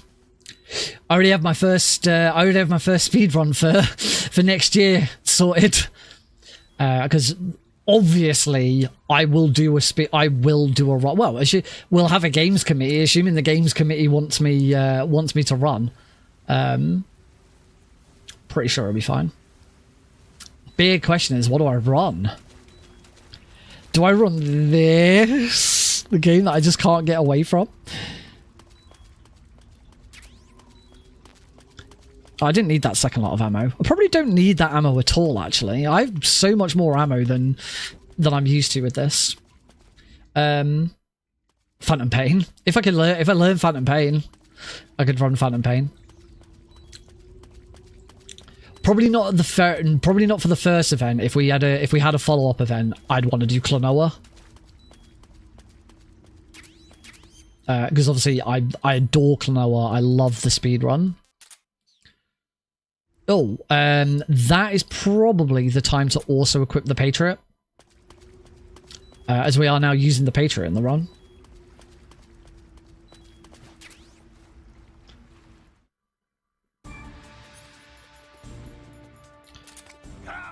Actually, it's probably not the time to equip the Patriot. There's probably a better time to equip the Patriot.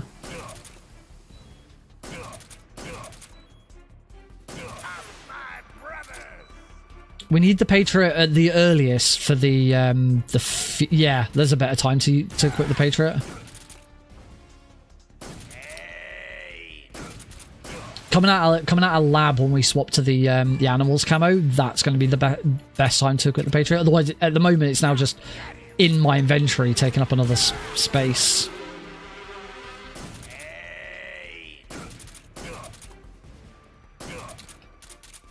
Oh, I just couldn't quite get that final hit. That was annoying.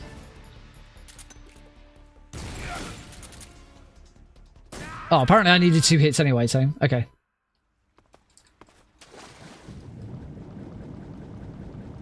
Learn and run Delta. I mean, I already run Delta. I run Delta glitchless very easy, and I have done so far 1 all Kerotans, all Geckos run.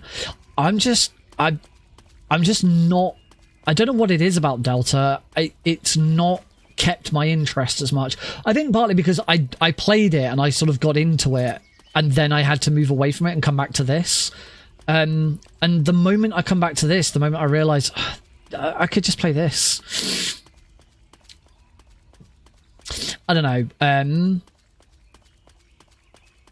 I will go back to Delta at some point because I definitely want to do more with all Kerotans, all Geckos, but I can't see me being a long-term Delta runner. Right, I must remember to take a breath on Tuesday, because on all Kerotans I equip the black face paint so that the brown face paint so that I can breathe underwater. And I completely forgot that we don't do it in any percent, and I just forgot to come up for air and nearly died on Tuesday. I'm interested in. It's going to be really interesting to see what Konami does next, because they've already talked about the fact, and they've like put questionnaires out about what game people want to see next. So I'm really curious as to what they're going to do. Mostly because I don't understand how they can be. I don't understand how they can be contemplating any game in the series other than 2.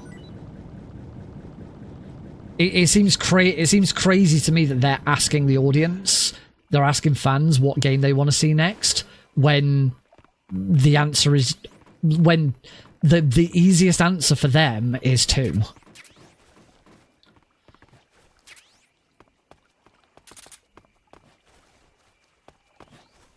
But it depends. If they want to keep doing it in chronological order, then that's going to change things. Okay, I've got the box. Right, come on. Let's get this right first time, please. That's good. What happened? We should see a big time save here.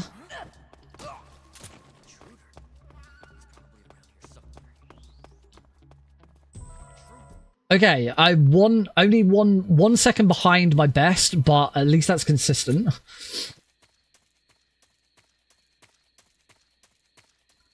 Because he actually appears that he probably... I don't think they'd put him in.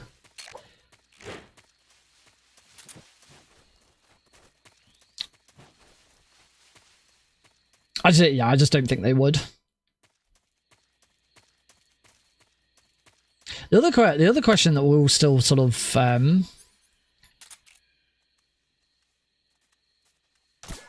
that's still sort of out there in the ether is what's happening with Master Collection Volume 2. Where is Master Collection Volume 2?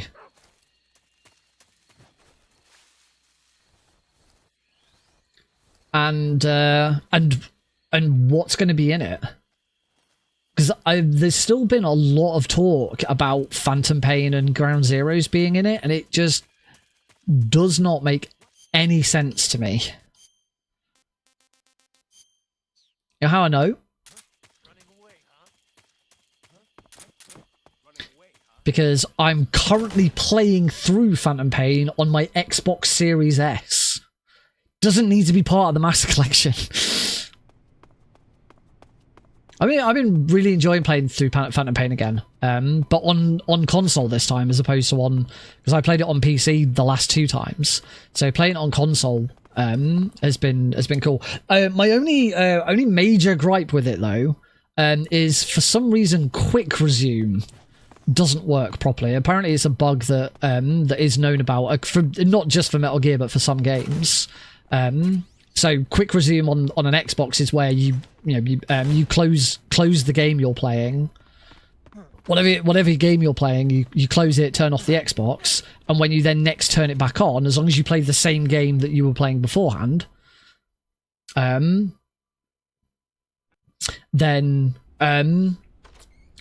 you'll pick immediately back up where you left off. So like turning a switch back on or something like that.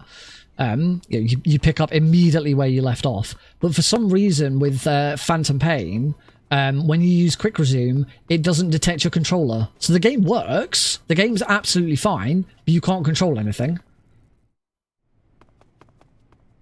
And it's really weird.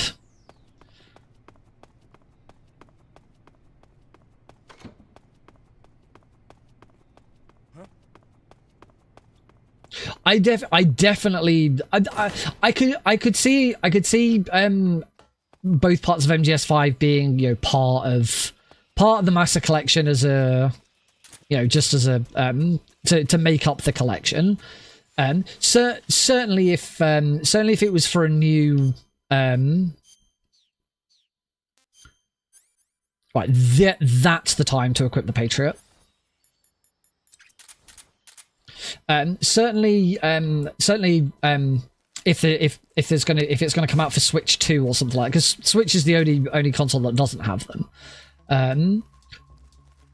As I say, the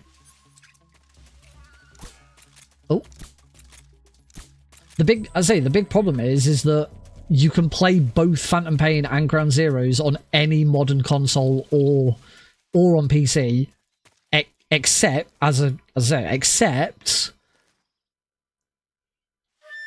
Alright, let's try this one instead then. Rather than saving this fake death pill, I want to see how much quicker this one is.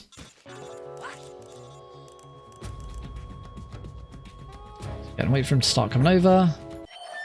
He wasn't dead after all.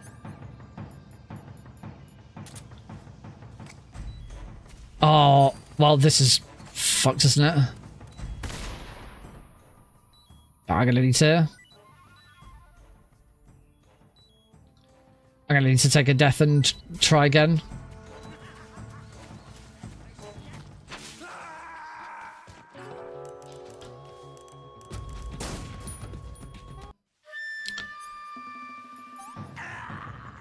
Completely forgot about moving forward slightly.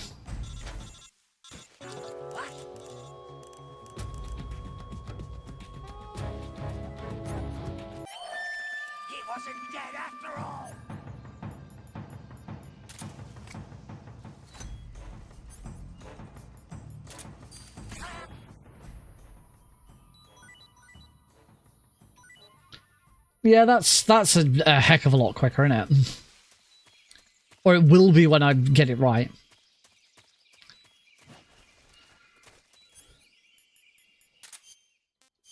Oh, cure. Just that.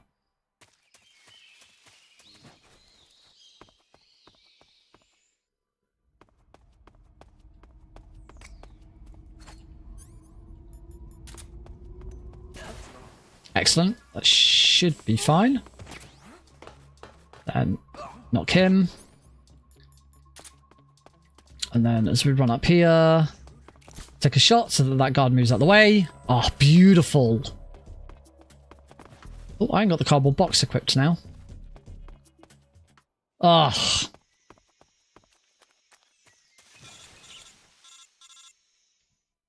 Just the changes to warehouse, both in and out, is saving me so much time. Now, in Tuesday's run, I did manage to do the end first try, and it saved me 8 seconds. So here's hoping we can repeat that.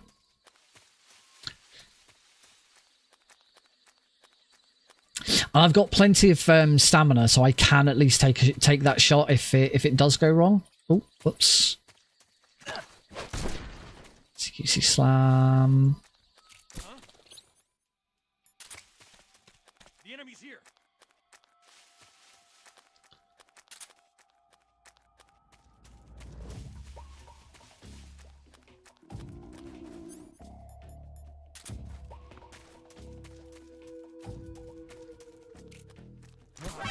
What? Okay. I don't know what. That's not how I've been trying to take that guard out right lately, so maybe I won't do that.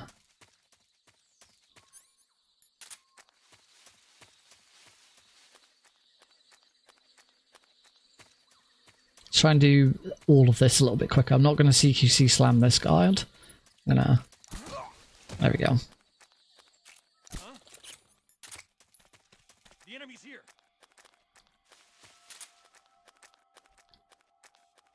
I am only streaming at 1080.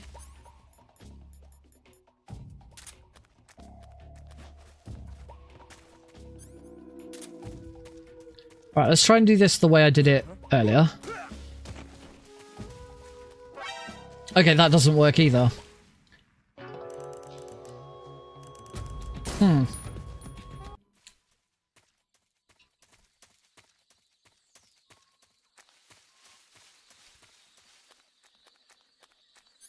Maybe I should just CQC slam that guard.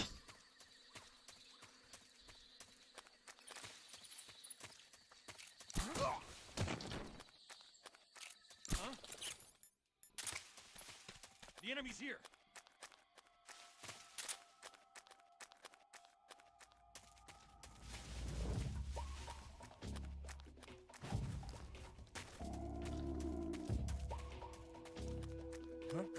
Okay, let's just go back to CQC slamming that guard. Alright, we've got a bit of time to make up after 2 big mistakes there.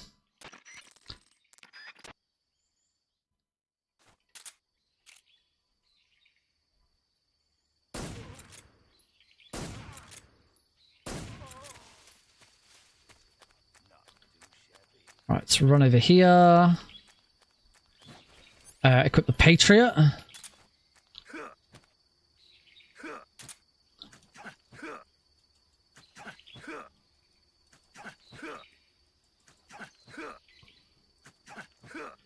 will now use the...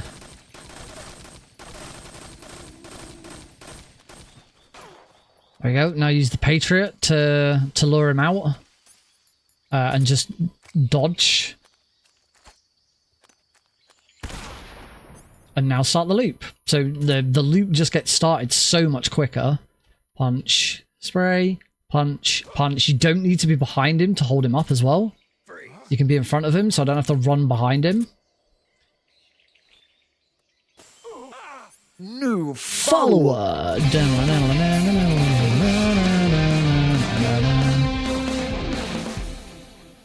And then we just immediately spray him. We don't throw a stun grenade, smoke grenade at him and do that. We immediately do this, get to here. Punch, punch, smoke. It's going to set him down. Try and just get there. He's getting away, so I'm just going to follow him. And fight done. It's a little bit slower. Oh, a little bit slower because I didn't manage to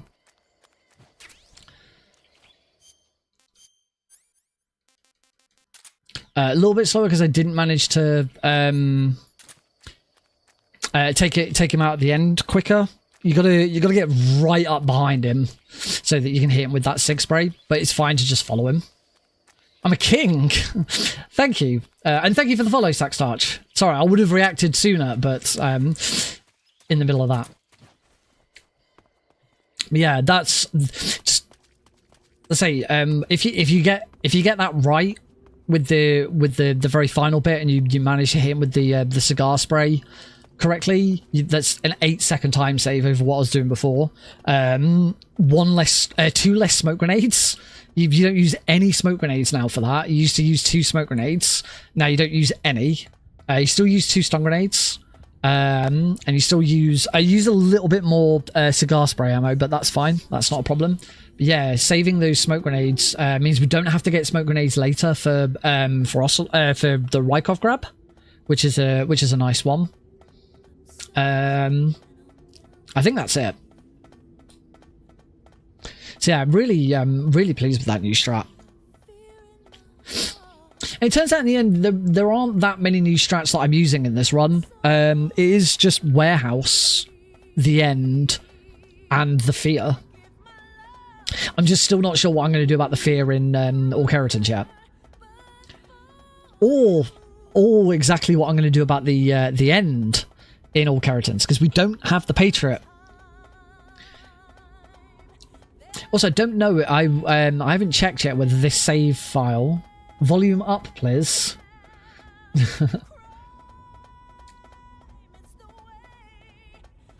I'll just be quiet. I will turn it up a little bit.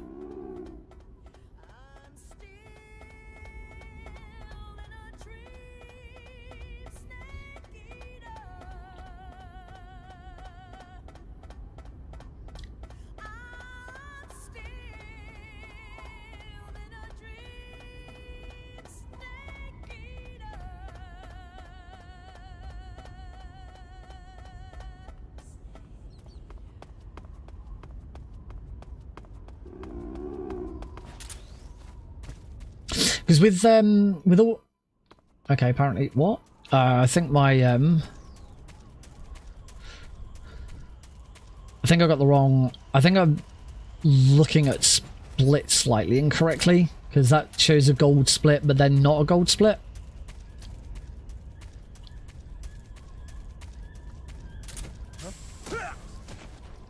I think I'm getting spotted here. Yeah, I didn't actually take the guard out with the cigar spray.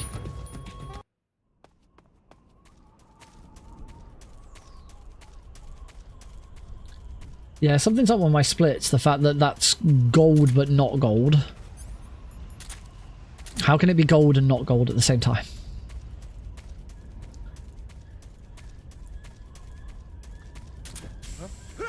That's better.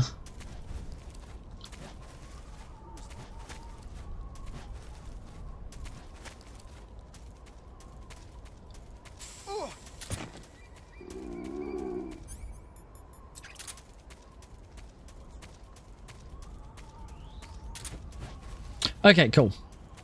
Two attempts, but I got there in the end. Yeah, I start at one point did start looking at different methods. For dealing with Mountains 1, because that first guard just was constantly throwing me. But I eventually figured it out. But yeah, sometimes it can still get you.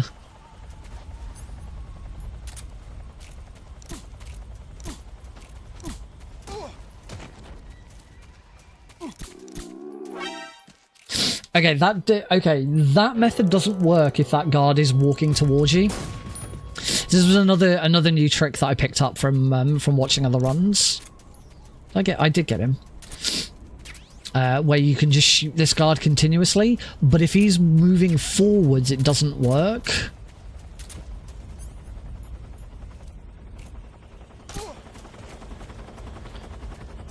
You need him to be at the back.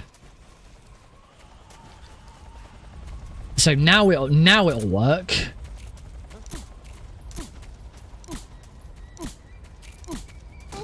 There we go.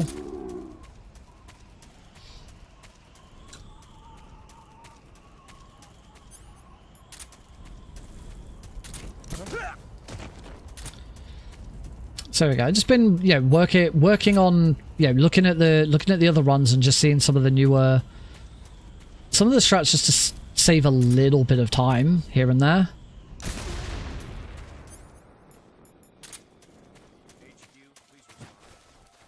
This is HQ.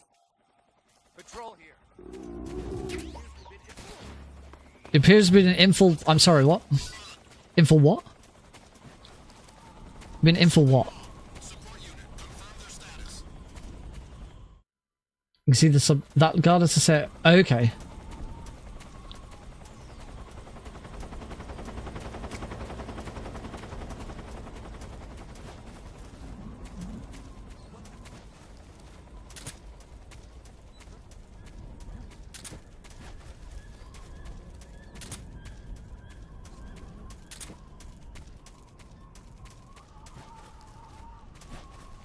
Oh, beautiful Mountains 3.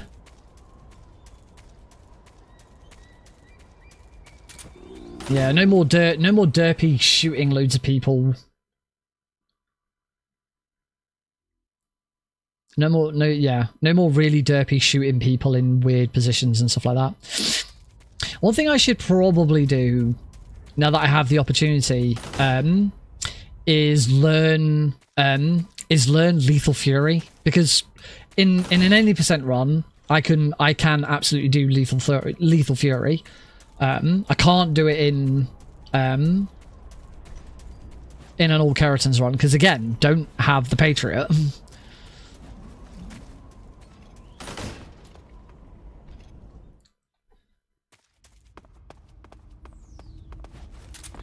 Because if I had Lethal Fury in my back pocket, it means any time I'm not on Big Boss, I'm not on Foxhound, I can go for it.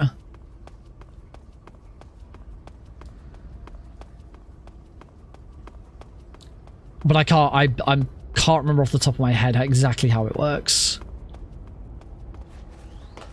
So we're not going to for now. We'll do. Are you ready for this? Standard. Eat! My blade suit is ripped.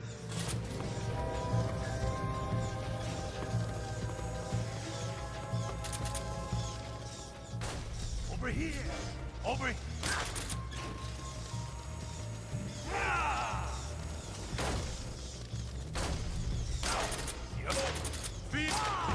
Damn it! Oh, beautiful.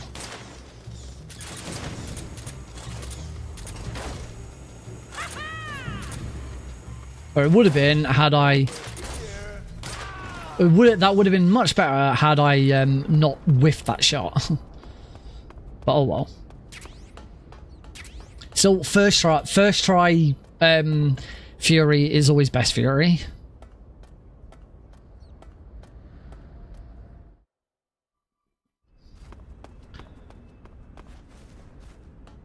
Now here I still want to try this.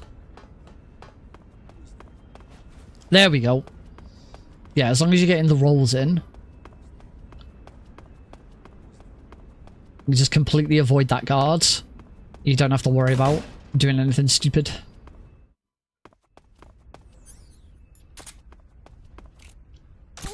Take him out. I had started doing this room differently to avoid trying to do that quick headshot, but I found again you can do that quick headshot from quite far back.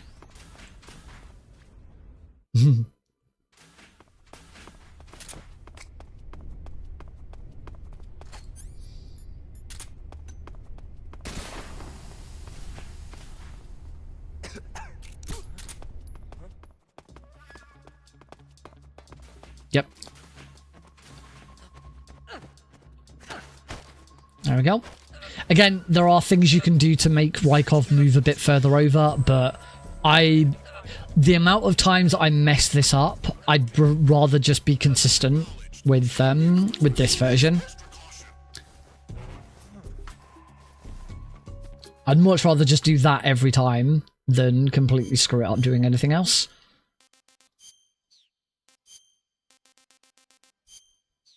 Oh, I still forgot to check the still forgot to check my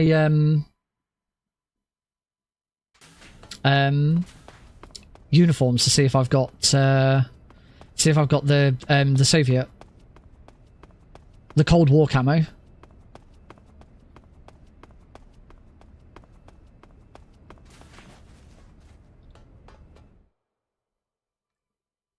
Maybe I didn't do box glide in there, and I apparently lost 5 seconds. So maybe box glide is that much faster. I was always under the impression it doesn't actually save that much time. It's just cool to do. All right, so as always, I will mute the torture audio.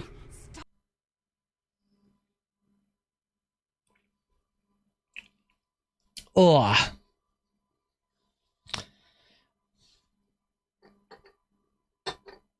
I could really do with a drink. I think this is 2 minutes. I think I've got time.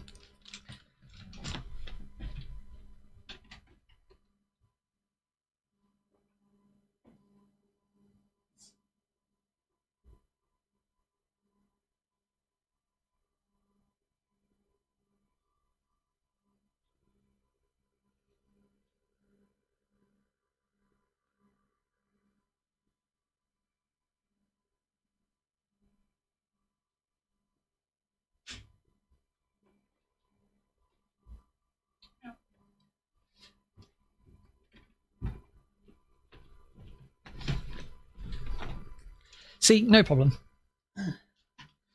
No sweat.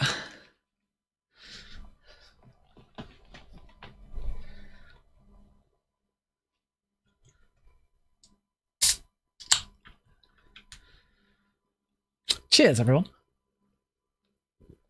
To live UK speedrunning.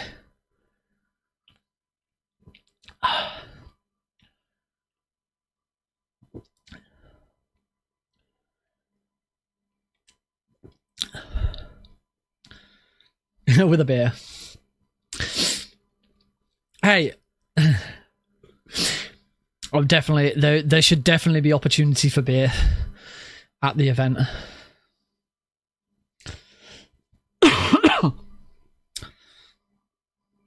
Let's start saving some money for it. It's gonna be it's still not gonna be a cheap weekend. Still gonna need a hotel. I'm not sure whether the event in London, the one in London that I'm going to be volunteering at, don't know yet whether I'll get a hotel for that or whether I'll just try and go there and back. Because I don't live that far away from Hammersmith. All right, cure. Pull out. 1, 2, 3, 4, 5, 6, 7, 8, 9, 10. What's wrong? Are you okay? Oh, did you throw up? Launch.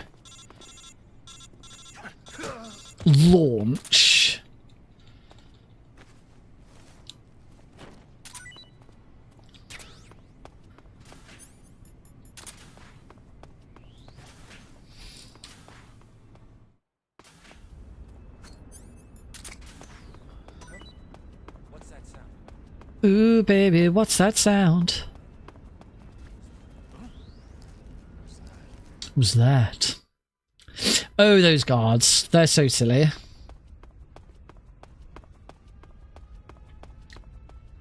Kerclump. Who's that? 'Twas nobody. Ha-ha! Nobody, I said.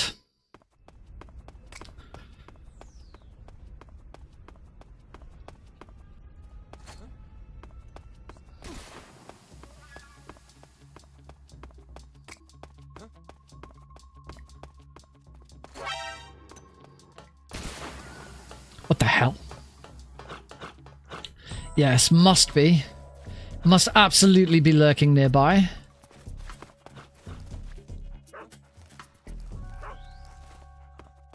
Go, go, go. Do, do, do, do, do, do. Metal Gear! It can't be.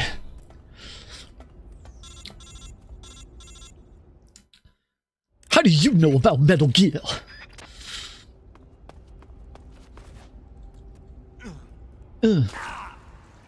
Casual leg break.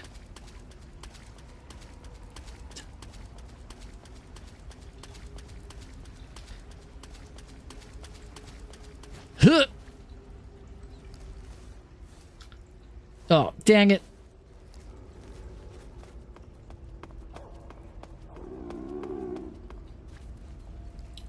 Regarding what I do after Fast Pace for Pride, I am open to people's opinions. Obviously, the big two ideas at the moment are to learn 2 new speedruns, either The Phantom Pain or James Bond 007 Everything or Nothing. If people do have a preference, because I'm very open to both. I don't want to try and learn both at the same time, and I'm pretty sure whichever one I don't learn first, I will go back and learn afterwards. But if people do have any preferences on it, then do let me know. Do say, oh, I was really looking forward to when you were saying that you were going to do Everything or Nothing. Or you say, no, I just don't care about another game. I'll keep doing Metal Gear, whatever. So if you do have thoughts on it, do let me know. I'm not just going to make that decision without taking other people's opinions into account.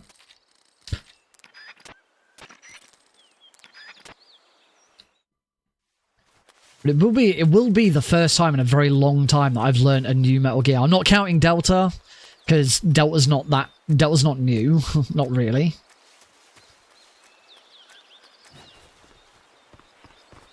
Oh, that was close. I've watched a little bit of the speedrun. It's mostly that I really enjoy the engine. Like I love Ground Zeroes. I love the Ground Zero speedrun. And eventually this is always all been gearing up towards me being able to do the anthology. So there's a multiple Metal Gear run called the Metal Gear Solid Anthology, which is all 5, technically 6 Metal Gear Solid games back to back. So it's Metal Gear Solid, Metal Gear Solid 2, Metal Gear Solid 3, Metal Gear Solid 4, Ground Zeroes, but you only do the Ground Zeroes mission. It's not the full half an hour speedrun where you do everything. Where you do every mission, you just do the Ground Zeroes mission.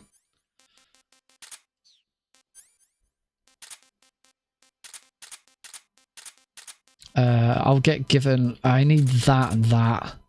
Put the Patriot away. I need those. I don't need those. I do need that. There we go.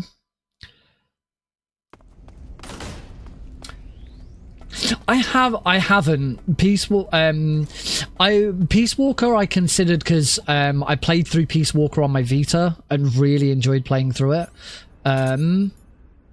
Oh, I forgot camo. I do have the Cold War camo on this.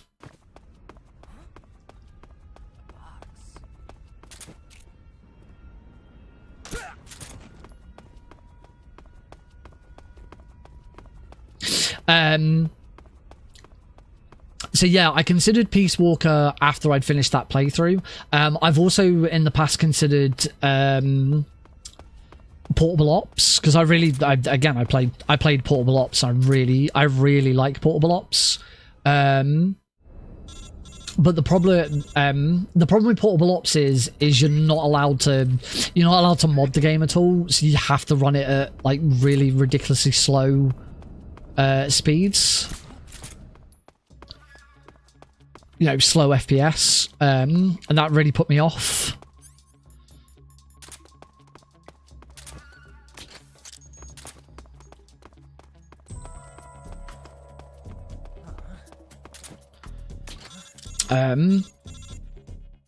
Peace Walker wouldn't be the same because there's two versions of the Peace Walker speedrun. There's the HD edition.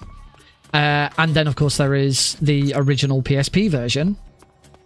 I think it will surprise no one to know that the original PSP version has almost no speedruns on it. Nobody runs the PSP version. Everybody runs the HD edition. Right, let's hope I can get this right, because I completely screwed this up.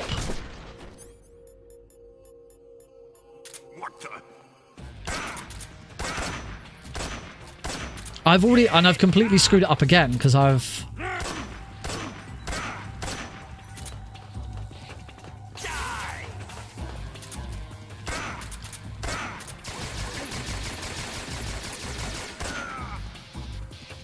I keep forgetting exactly what I'm supposed to do there.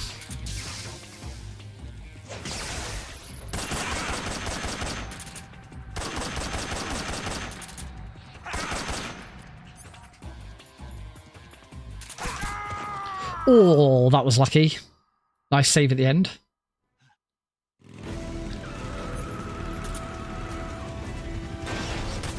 Alright, I'm gonna have to turn my my headset down because this is gonna be way too loud for me. There they are. They're over here.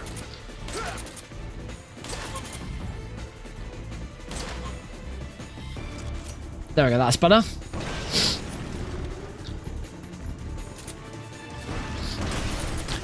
I know with the Phantom Pain speedrunning, as much as possible is done to try and cut out menuing. There's a lot of skips and stuff like there's a the main one is a chopper skip.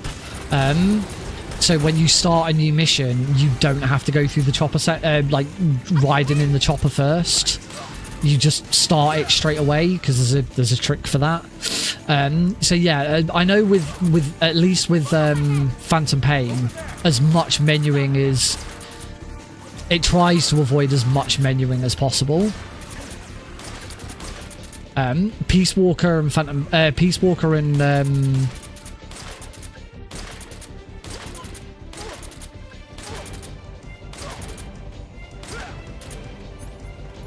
Peace Walker and Portable Ops, you don't really have a lot of choices. Yes, that's the other advantage of Phantom Pain. There's a lot of glitches and stuff going on, which I really enjoy in a speedrun. I much prefer doing speedruns where you've got glitches and fun stuff to do like that. Because like my playing through Phantom Pain again on my Xbox, I wouldn't say I'm 100%ing it, but I am. Yeah, I'm doing loads. I'm doing all the side ops and all of that. And yeah, I'm on like 17 hours already or something like that. And I've only just reached Africa. Because that game is huge. So I know the speedrun does do a lot to try and cut that out.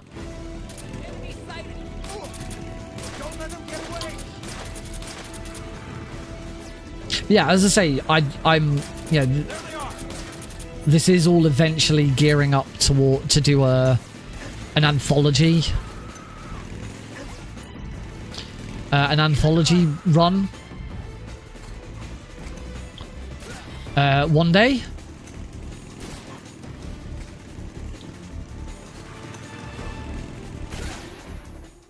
Apologies for flashing lights here, by the way, folks.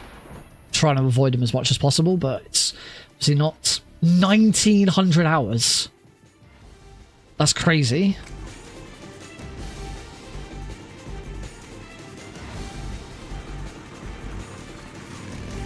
Should be fine.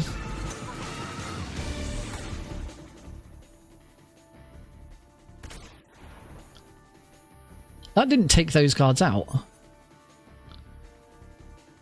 Right, we need to swap to the Moses and the gun because I now need to take that guy out. Cool.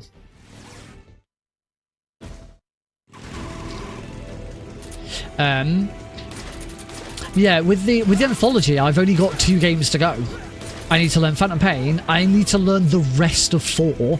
I did learn. I've learned Shadow Moses for 4 because I am the world record holder of the Shadow Moses trilogy speedrun. I am, of course, world record holder by default. I'm the only person who's ever done the speedrun. As that's running Metal Gear Solid 1, Twin Snakes, and then Chapter 4 of MGS4 back to back.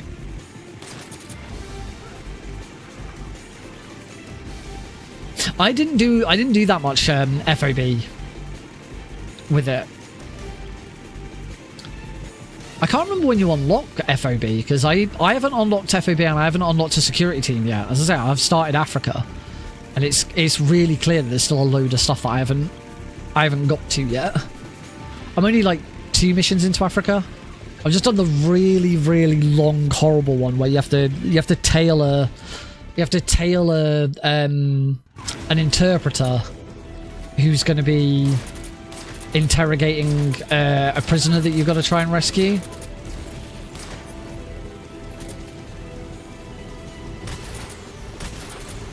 I'm looking forward to learning the speedrun for that one because presumably you just go to where the prisoner is. You don't have to tail anyone. You don't have to try and work out where they are.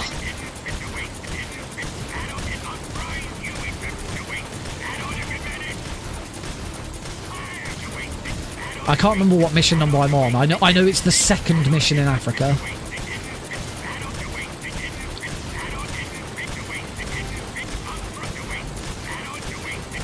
Because the very first mission is where you blow up the oil refinery, and then you have this one. You have that one to Sorry, I'm just trying to concentrate on button pressing.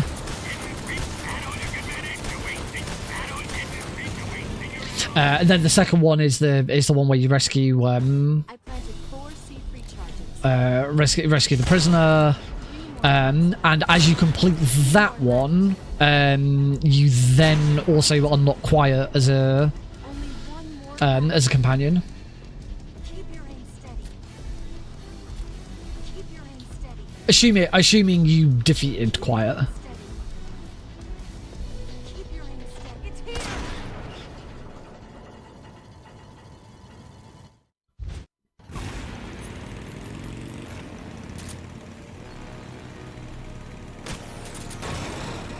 Good start.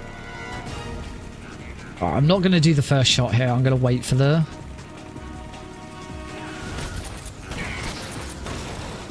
You're wearing him. Nope, that didn't work.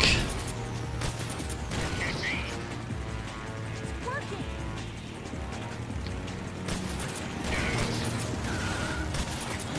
Well, I just can't get the loop.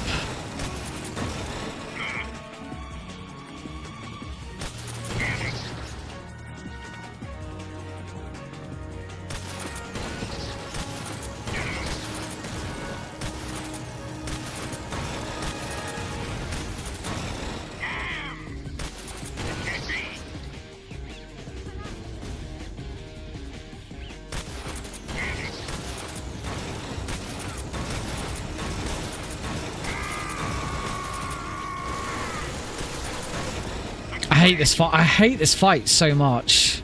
I'll never understand the...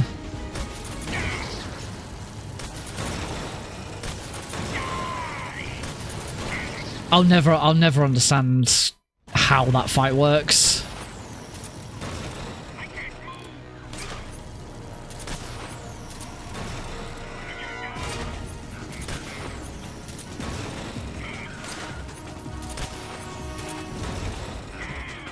There we go. It is one of the best things that got fixed in Delta. That fight is completely fixed in Delta. At least on very easy. I've only to this. Apart from my initial playthrough of Delta, which was on hard, I have only done very easy. It wasn't too bad. It could have been better. Could have been worse. Time on. We definitely got time for another run. It's whether I do a Kerotan run next. I might do a Kerotan run next.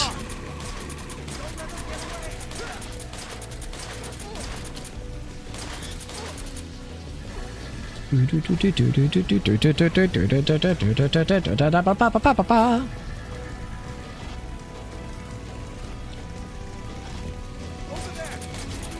Go get him. Blah.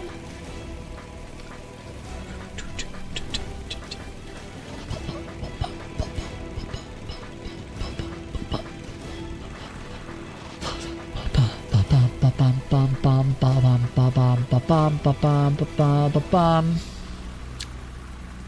need to think about what else I'm going to do with that Kerotan run. Like, do I go for the Cold War camo? They're not going anywhere. Stop that. They're over here. Thing is, I came up with a handy method for doing this.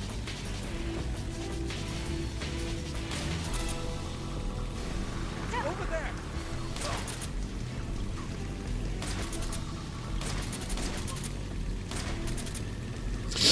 I came up with a method of using the Wyckoff mask to do non-lethal Volgin, and for some reason it just does not work as well in an actual run. If you're loading a save, it works great, but in a run, it just Volgin acts slightly differently,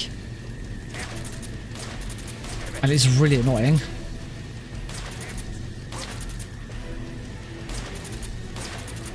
Gotcha.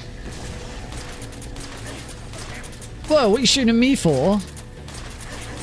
Whoa, I'm on your side, remember? Cold War camo?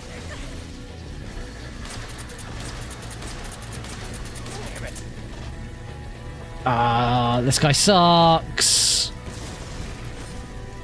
Damn it. Screw you. Get out of my face.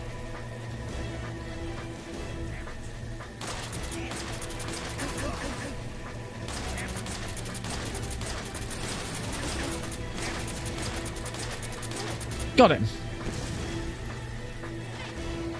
There's just nothing you can do about this guy if he gets above you like this. Damn it. I do now need to shoot the log. Oh, that was bloody close, wasn't it?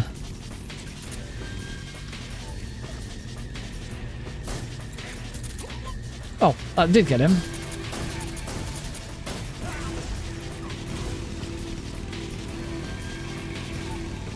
I love this camo. It just completely trivializes this entire section.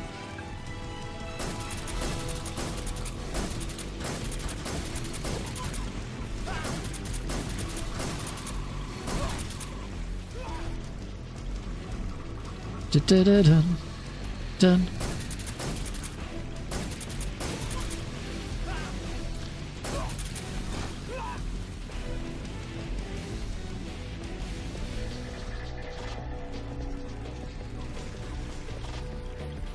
So this whole section just becomes so easy.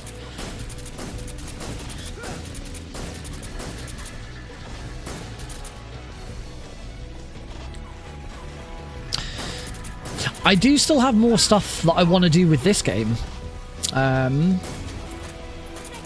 in the future. And every time I say, oh yeah, I need to take a break from Metal Gear Solid 3, I keep coming back to it. But it's been a while since I've done a new, I've done a different category for MGS3. For the longest time, I've almost exclusively done European Extreme, Any Percent, and All Kerotans. Occasionally, I've done very easy, but more often than not, it's European Extreme now. But there are still things like Tuxedo. I still can't. I do at some point want to learn Tuxedo. Tuxedo Kerotans would then be the next thing following on from that. Blindfolded. I have considered trying to learn this blindfolded. Because I really enjoyed. I've never done a full run of it, but I did completely root Metal Gear Solid 2 blindfolded. I just never managed to do a full run. Because it's a very long, awkward game. I'm not getting the European Extreme world record. That's never happening. I mean, all Kerotans, yes, because I already have it. But I don't see me getting the 80% world record anytime soon.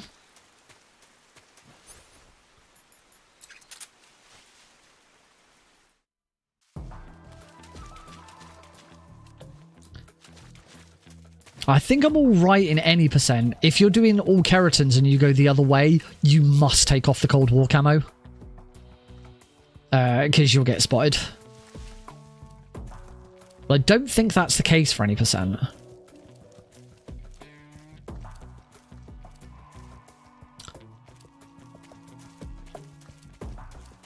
Yeah, as I say, I would at some point, I'd like to give, you never know. I would at some point like to give, at least give Blindfolded a go. From my understanding of what other people have attempted, Virtuous Mission has been done blindfolded, and all bosses has been done blindfolded. But I think that was very. It probably goes without saying, it'd be very easy. There's no way. Well, I mean, if I got really good at blindfolded very easy, then yeah, maybe I'd have a look at European Extreme. Probably not. Probably just be very easy.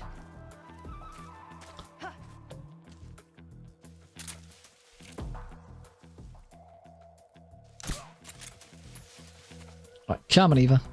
Yeah, I don't see any reason why you need to take the Cold War camo off.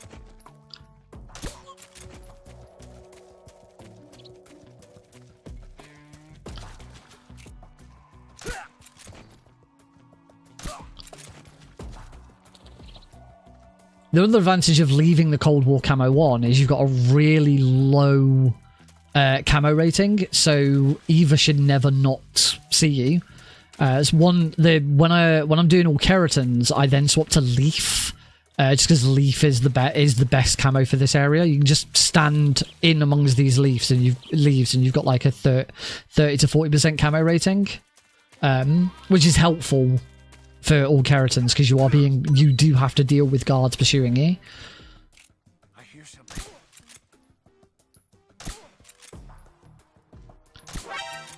Ah, here's the next. Okay. So you can't try and shoot this guard because we've got the Cold War camo on and he immediately spots you. Okay. I don't see. You shouldn't have to interact. You shouldn't ever have to interact with this guard, the final guard who's just lying down. But I have found times where like Eva's just like slightly wandered over and interacted with him.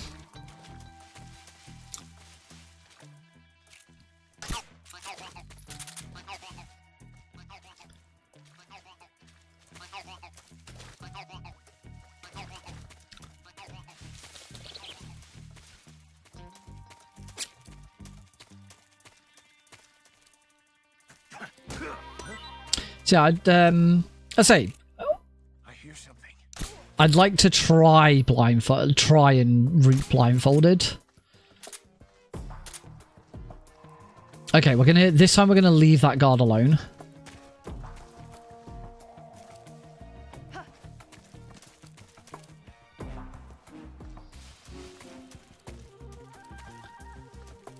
You can see him there. So I have had times just where he has got up and spotted me.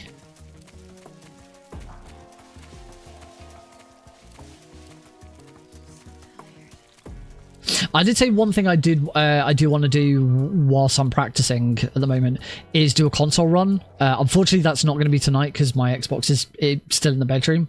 And Heidi, I'm not going to disturb Heidi. You're made of. But I should try and get that set up for next week. Just because it'll be just one half decent run and I'll move so far up the ladder.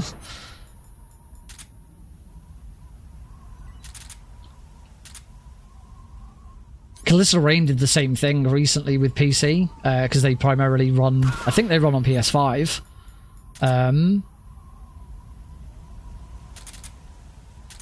So yeah, Callista then did a then did a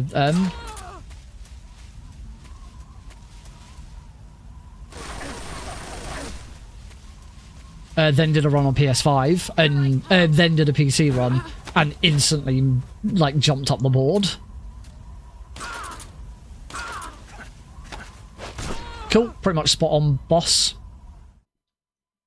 Just time. The games are identical. It is just down to time.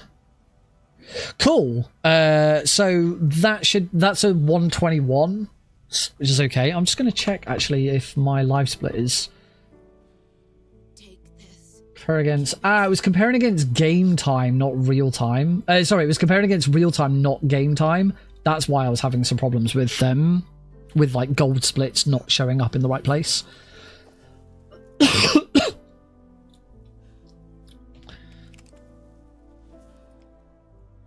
Patriot. Why are you giving me this? Jack. Or should I say, Snake. You're a wonderful. We won't go through the credits. Kill me. Do it. What I'll do is I will quit to main menu at the last possible opportunity before the credits. Alright, then we'll take a short break, and then when I come back, I'll let people vote on it. Just in chat, just let me know. I think I'm going to do a Kerotan run, but if people would rather I just do another any% run, just let me know. I'm not too fussed. I've got to practice both, so it doesn't bother me either way. But if you have a preference, maybe you've never seen a Kerotan run, this is your last opportunity, by the way, to return to the title screen before the credits. All right, we'll go for a short break. Say shout out in the chat if you'd rather see Kerotans or any percent again, and whatever you guys pick is what I'll do after the break. See you in a moment.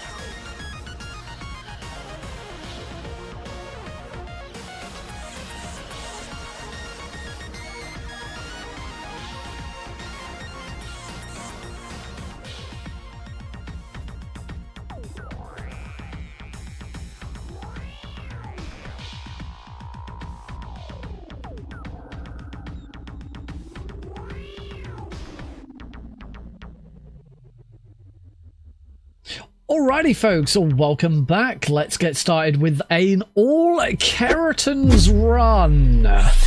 Yeah, let's do this. Alrighty, welcome back, folks.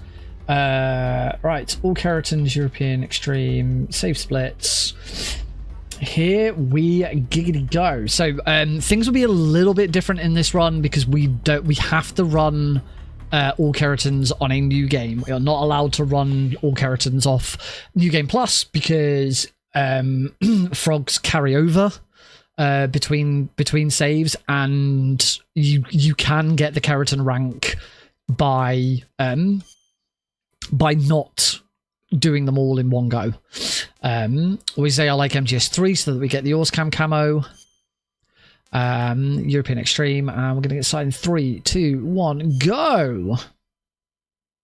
After the end of World War II, So here we go. This is all Kerotan frogs. So if the donation incentive gets met during Fast Pace for Pride, I will post like on Blue Sky and on Discord the moment that incentive goes live, so that people can get their donations in. Then this is the run we will be doing instead. I love all Kerotans. I'm kind of known as the Kerotan guy. I was the first person to root and run all Kerotans for Delta. haven't done anything else with it because there is no category extensions board for Delta. In fact, nothing has happened with Delta.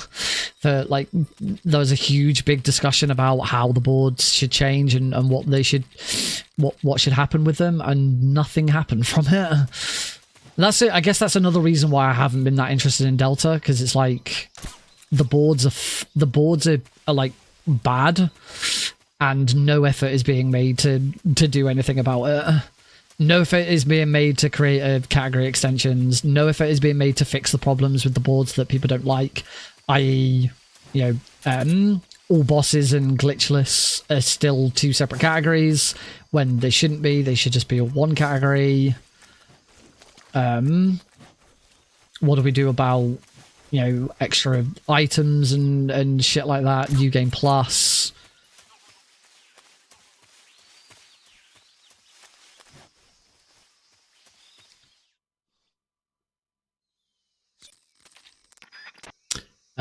So yeah, that's kind of another reason I've really not taken that much interest in Delta.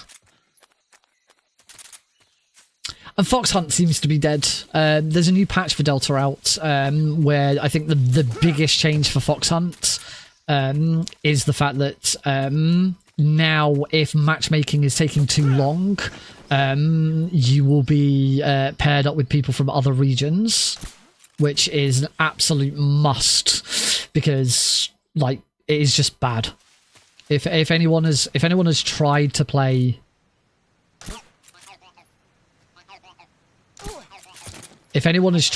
Fox Hunt lately, then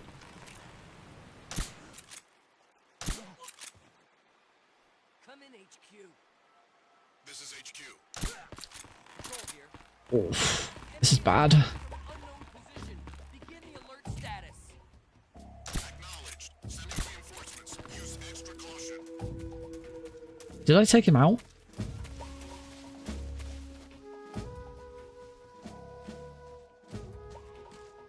I think this is screwed. They're gonna spot me. Yeah, that was just a really bad room.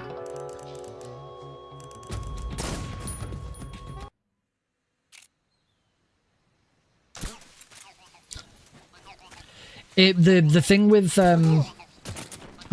Delta, the thing with Delta and glitchless is that there's currently 3 categories. There's 3 main categories in Delta. There is any %, all bosses, and glitchless. Patrol here. Next tree. Ah, thank you.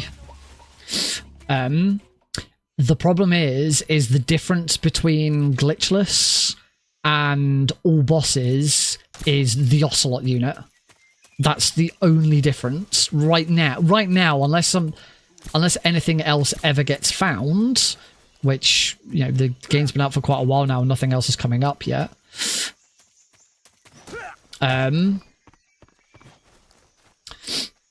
So at this point it's unlikely, but obviously the game's got a whole life ahead of it yet. So I wouldn't count it out. But yeah, at the moment the only difference between glitchless and all bosses is in all bosses you skip the Ocelot fight. And in glitchless you don't.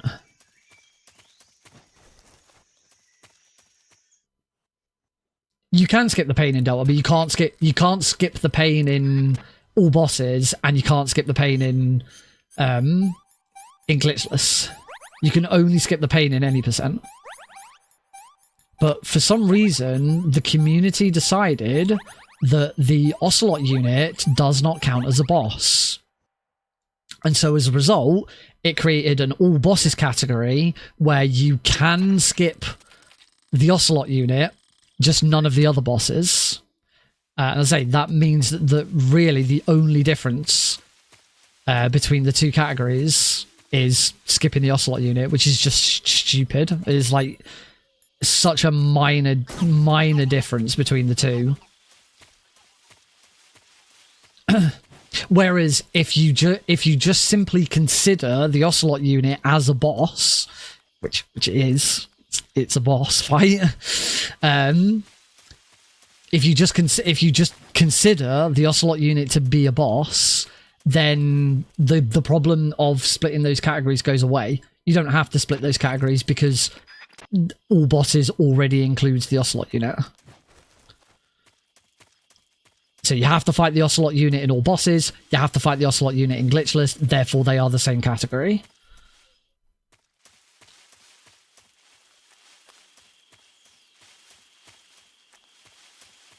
But the community sort of all came together and talked about different ideas and different things that they wanted to see change. And the biggest change that everyone wanted was they wanted the all bosses category to just disappear.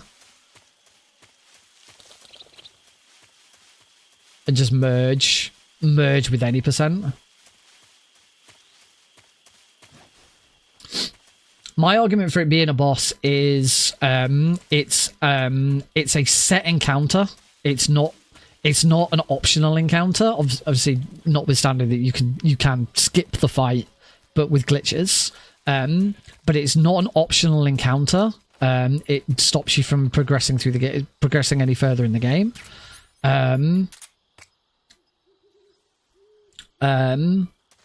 It's not a standard. It's not just a standard set of guards. It is a special set of guards. Oh, hang on. I've got more stuff to do. Right, camouflage, face, brown, uniform. Uniform doesn't change. Backpack, grenade, chaff grenades. I'm going to put the knife away. I don't need any items. There we go. But the biggest thing for me, for the Ocelot unit being counted as a boss fight, is the unit has a health bar. All right, it's not a bar, it's a number, but it's still a number that starts with a maximum number, and when you get that number down to 0, the boss is defeated.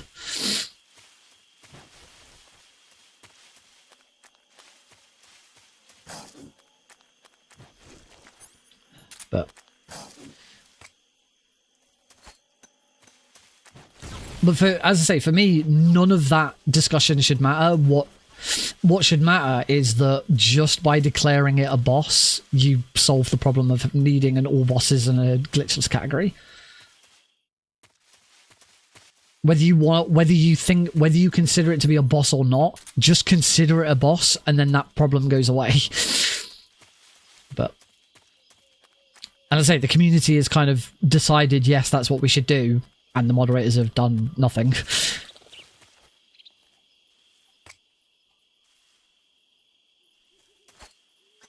Nice. First try.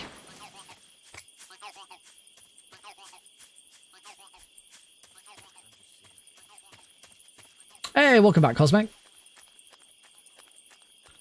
And then, as I said, the other thing for me with Delta is I kind of want the category extensions to open up so that I can actually submit all Kerotans, all Geckos.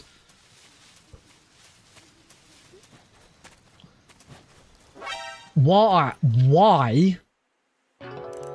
That roll was perfect.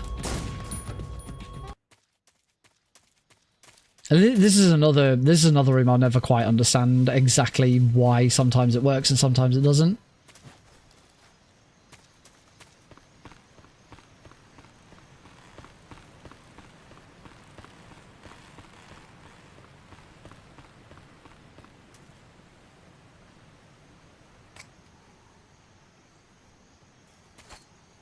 Nice.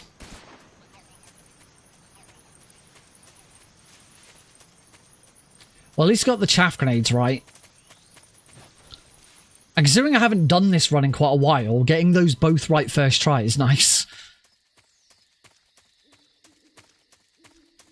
Alright, once again, I'm gonna try the new Ocelot fight that I've been doing. Again, just to see if it does actually save me any time. I know sometimes I make that mistake.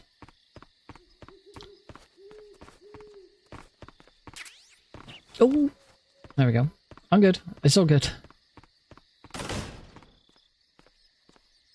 Oh, I didn't I forgot to grab the thermal goggles.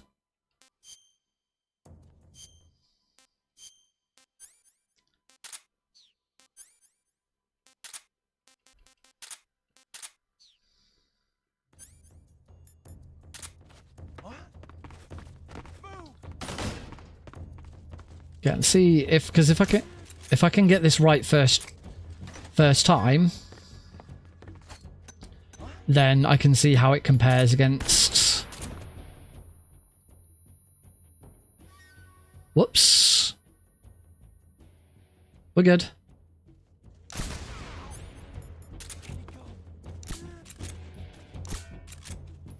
Where's he hiding?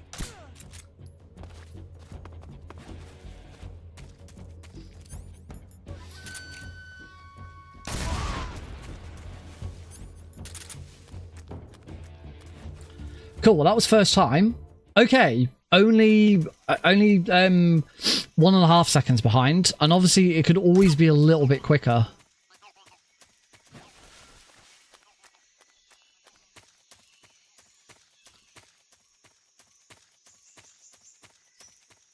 Okay, we're going without. I'm going without the thermal goggles for this run.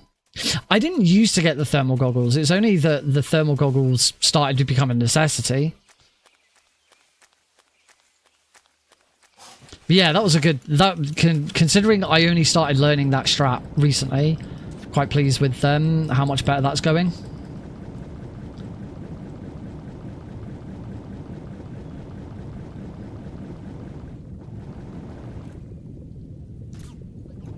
Got it.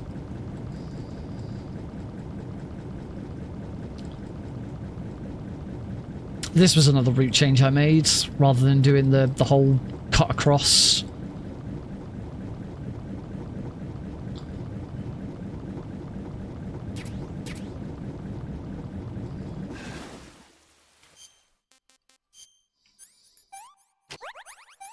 Oh, got 2 that time.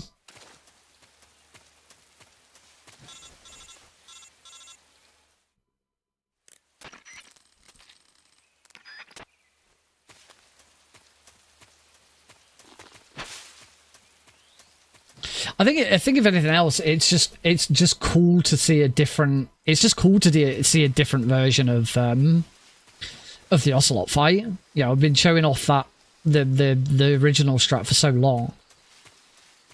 I couldn't bloody see.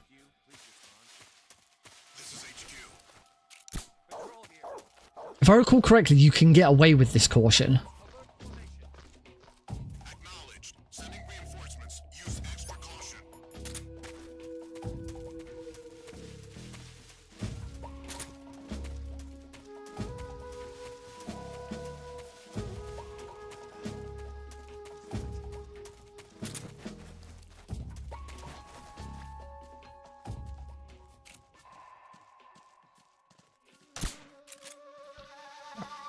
Let's go play this safe and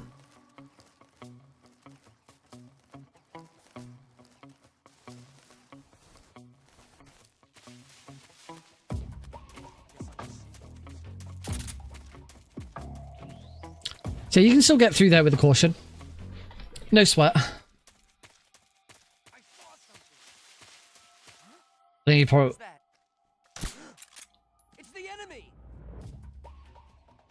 And this is the problem you got now, is this room. Yeah, this room is completely screwed. Completely screwed if you're on a caution.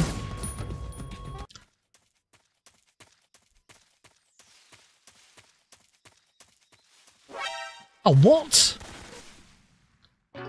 Okay. That's just me not being a bit too far over.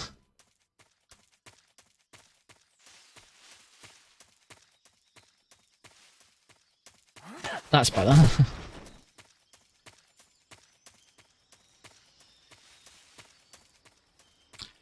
Nah. Oh! Didn't roll correctly.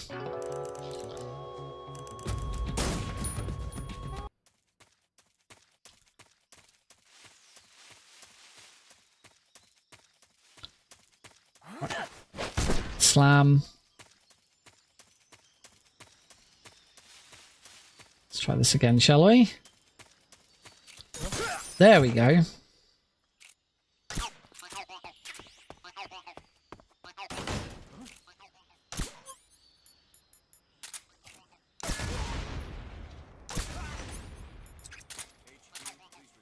Cool. Right, if you get through a room with a caution, you can fake it. Yes.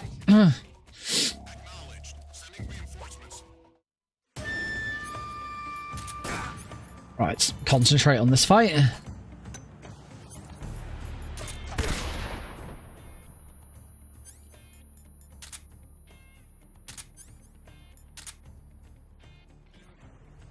Fight fair.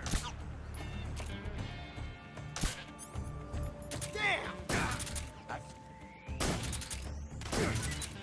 Come on. Oh! You won't get away. God damn it, Ocelot.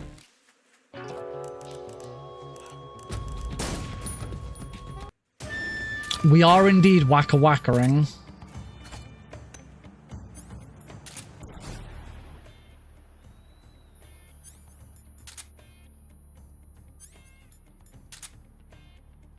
Yeah, maybe I should always make sure that it's old timey-wimey, Nick.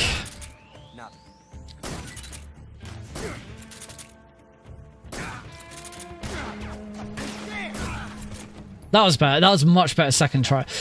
I do kind of have to go with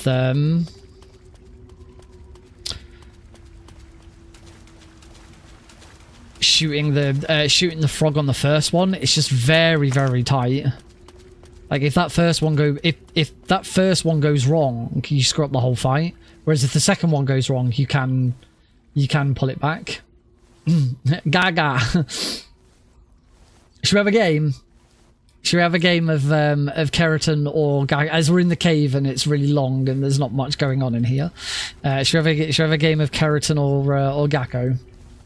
For those of you who are watching on Twitch, you can use channel points to bet and bet on whether the random sound that is going to play in 30 seconds is going to be a Kerotan frog or a Gakko duck. Place your bets now. I can read you like an open book.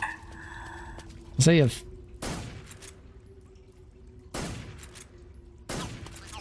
have 30 seconds to get your predictions in, bet your channel points, and say as soon as it closes, my stream deck will randomly play one of the two.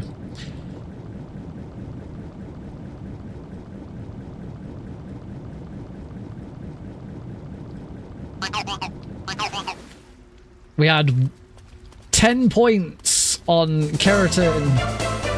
Well done. The one person who guessed correctly and got their 10 points back. Oh, wrong way. Still can't see for shit in here. The long dark walk.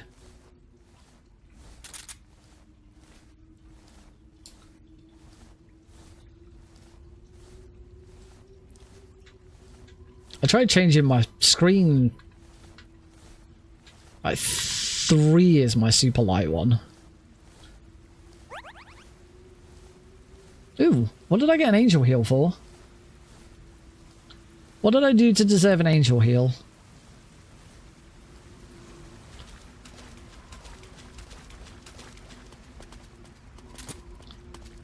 Right, I do need to grab some ammo.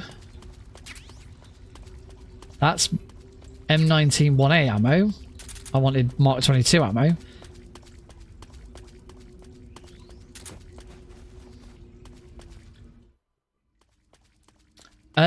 I've not tried the torch strat for the boss, mainly because my boss fight is fine.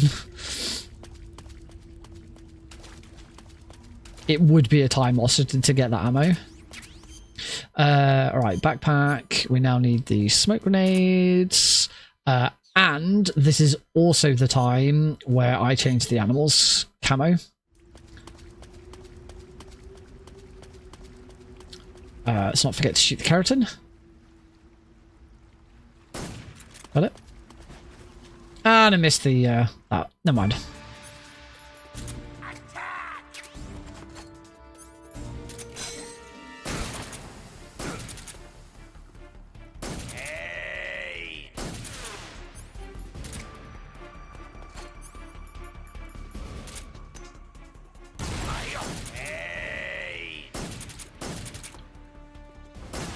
Okay, good first phase.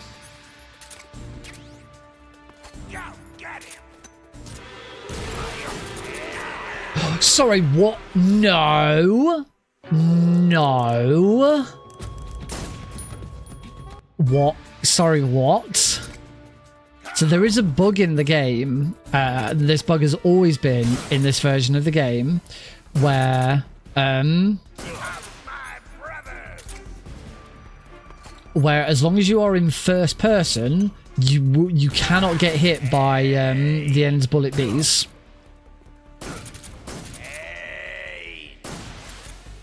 So I must have done. There's no, because like there's no way. I must have accidentally let go.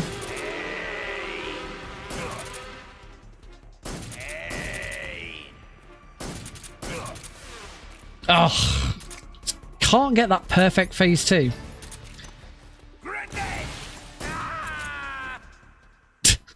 I love the way he was spinning as I shot him, so he sort of went, woo, bomb. That was really cool.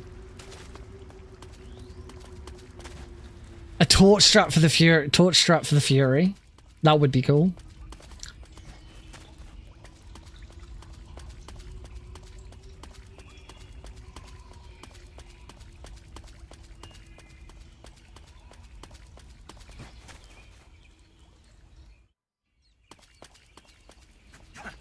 Okay, what we're gonna do here is we're gonna grab the fruit for safety against the end.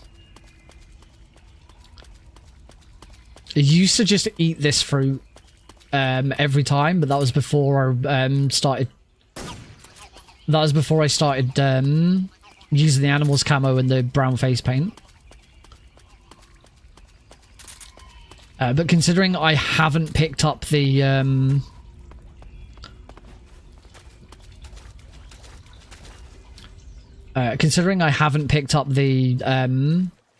thermals, I feel like this is probably a good idea.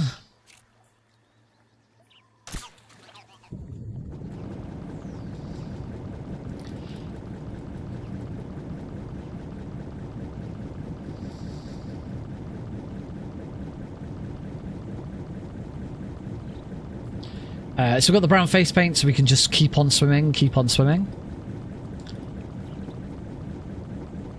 We don't have to worry about coming up for air. And then we're going to take our next deviation. We're going to wait for that spotlight to go. And now we're going to head into this room.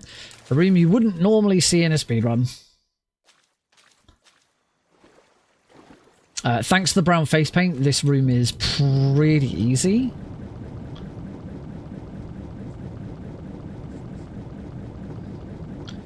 As long as we stay, as we go over this little crest here, we just got to make sure we absolutely hug the floor.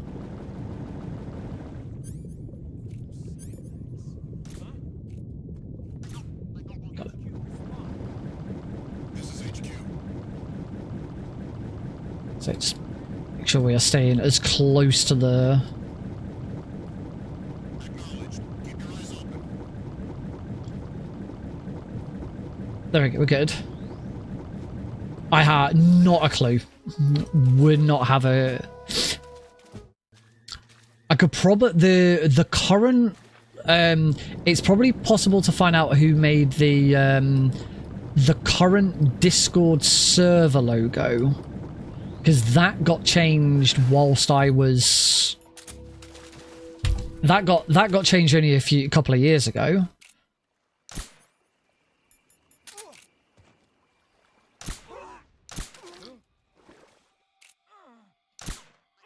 But the original MGSR logo, the one which is, you know, full body snake with MGSR written next to him, I have no idea who designed that.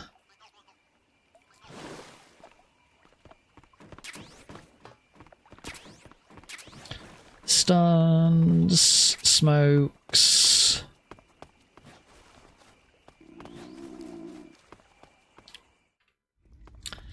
All right, into the warehouse. And obviously, we have our newer strat for this. Still requires that to go well. What happened? What's wrong? Intruder. Oh, it's so much better.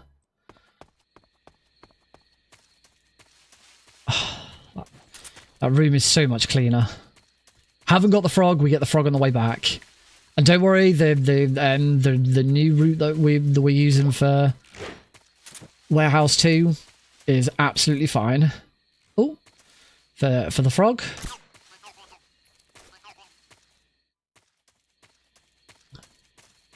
I need to swap back to the Mark 22. So I think I can still do the newer.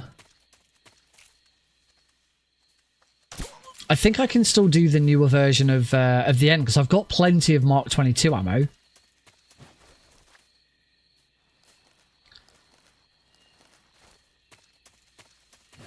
We haven't got the frog yet here either. We get that on the way back.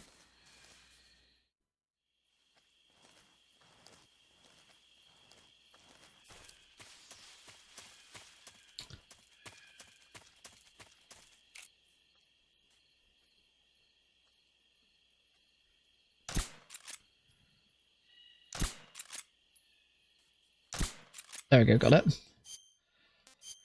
Right, equip the scientist camo and also remove the face paint. You can't wear the face paint. Running away, huh? And then get spotted by everyone. Hey, stop! Come on back. Oh, he said something different. All right. Now, thankfully, every single frog inside the lab can be got... There's a spider on the floor somewhere there. Every single frog in the lab can be got while still wearing the scientist camo. We do not need to change out the camo. Wasn't always realised. I used to change camo here. Until we realised that we could just do... that. What do you think you're doing? What do you think you're doing? What's that sound? Ooh, baby, what's that sound? Ooh, Snake decided to turn around.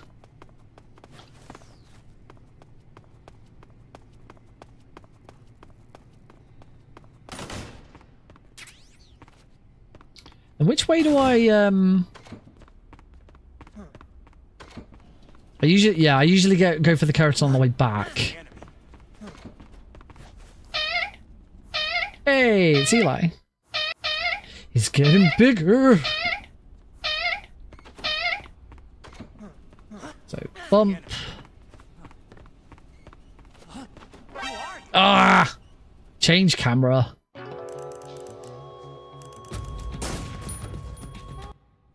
Actually, it probably doesn't matter now. Right. Bump him. Grab that. That's what I was trying to do.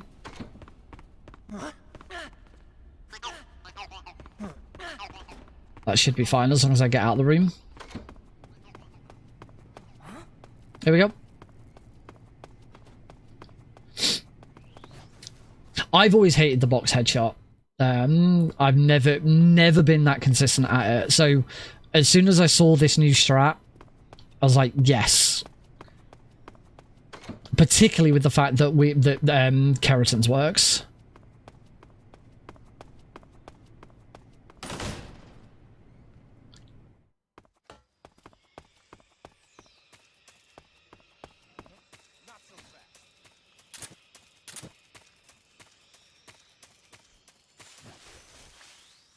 All right, then from here we put the animals camo back on, and we want to equip the cigar gas spray.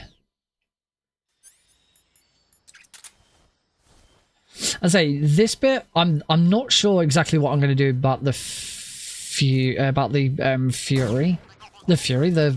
here.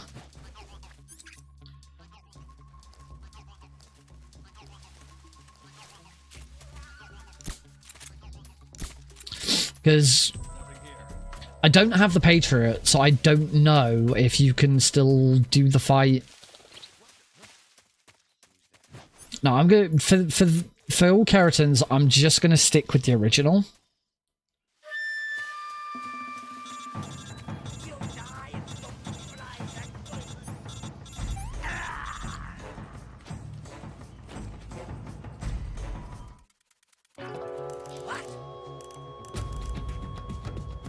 Bum bum bum bum bum. He wasn't dead after all.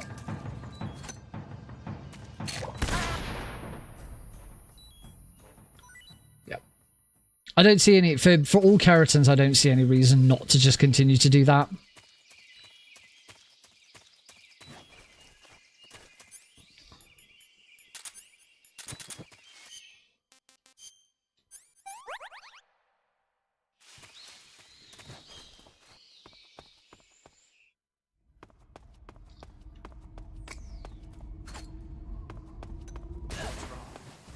Good. Whoops. Hopefully that doesn't... Nope, that does cause a problem. That's now too slow. Still can't do this bloody room.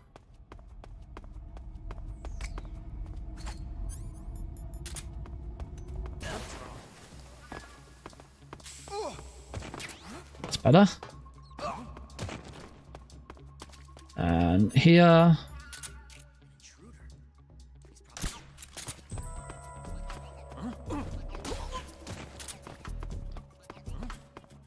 Beautiful.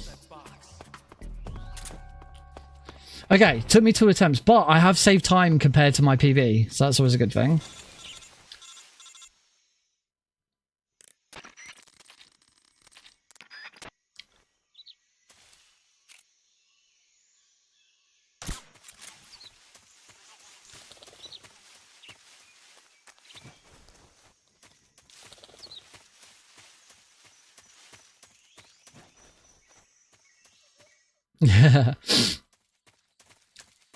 So I've never liked the box headshot.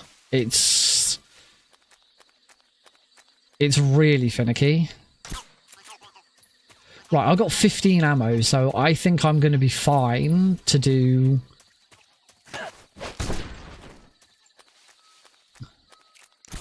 And we get more ammo during the fight in a way. So yeah, I think I'm going to be able to do the method that I want to do.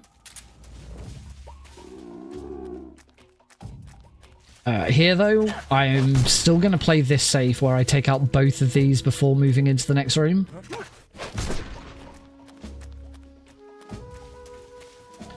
Because obviously we've still got this to do. Precise run enders. I got a gold split.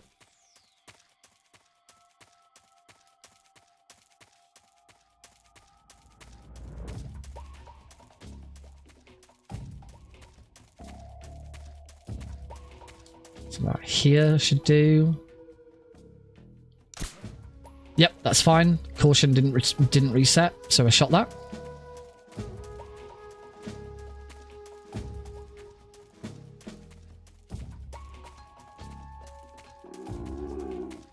A big question. One thing that I should probably do now, in fact I'm going to do it, is I'm now going to eat that. There we go. I'm going to eat that now because if I mess up the first, if I mess up the roll, here, then and I get shot by the end, there's a very good chance the run ends. So for safety, whilst I'm still getting used to this,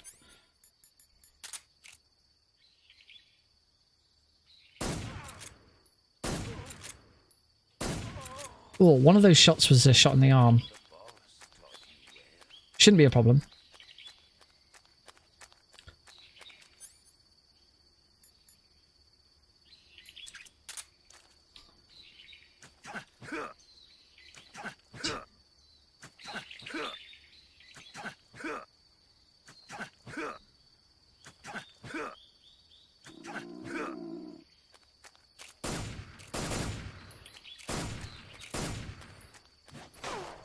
Cool.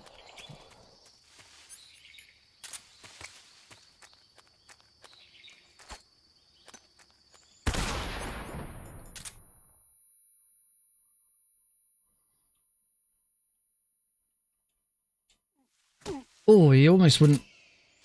I've got a present for you.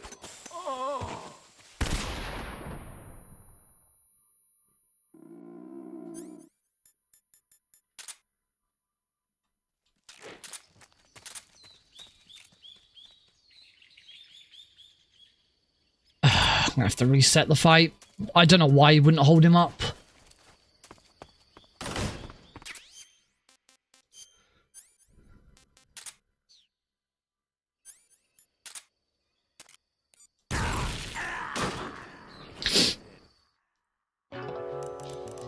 I hate it when he doesn't hold him up.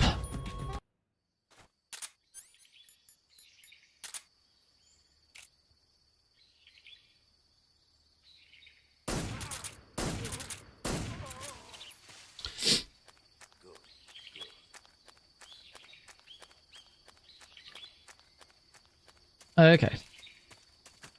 1, 2, 3, 4, 5, 6, 7. I might as well do 8 here because I'm then waiting around.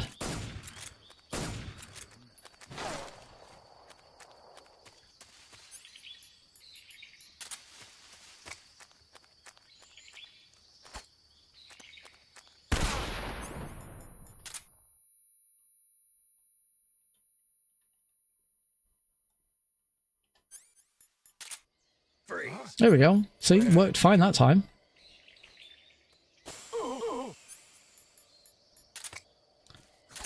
Stun grenades. Look up.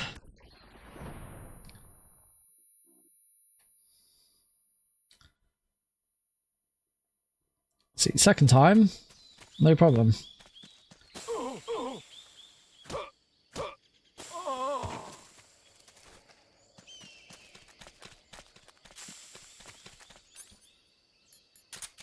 Let's just shoot him once and then leave it.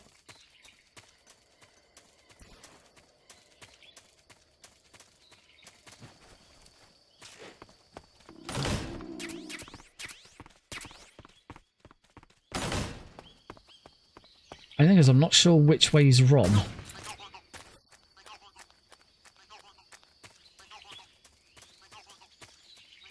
Not sure which way's run here.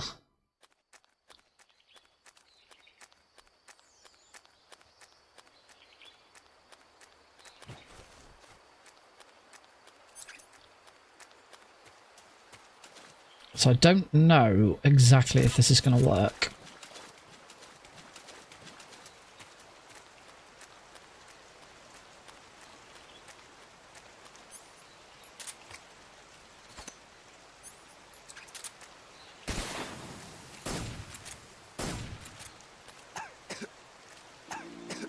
Let's see if I can spot him.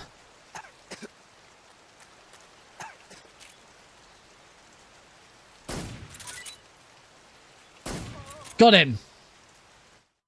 We're all good. Phew.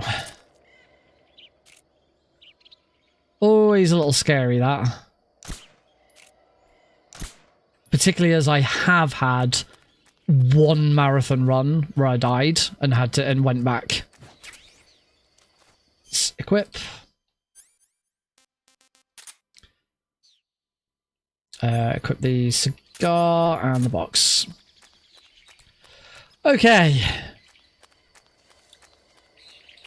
But it's that moment trying to shoot the end on that hilltop is why I've started getting the thermal goggles But certainly getting a bit of food was a good idea. Oh yeah, I don't swap to the cigar gas spray yet because we still got to shoot that. Now I can swap to the cigar gas spray. Oh, all right. I'm gonna let you enjoy some tunes.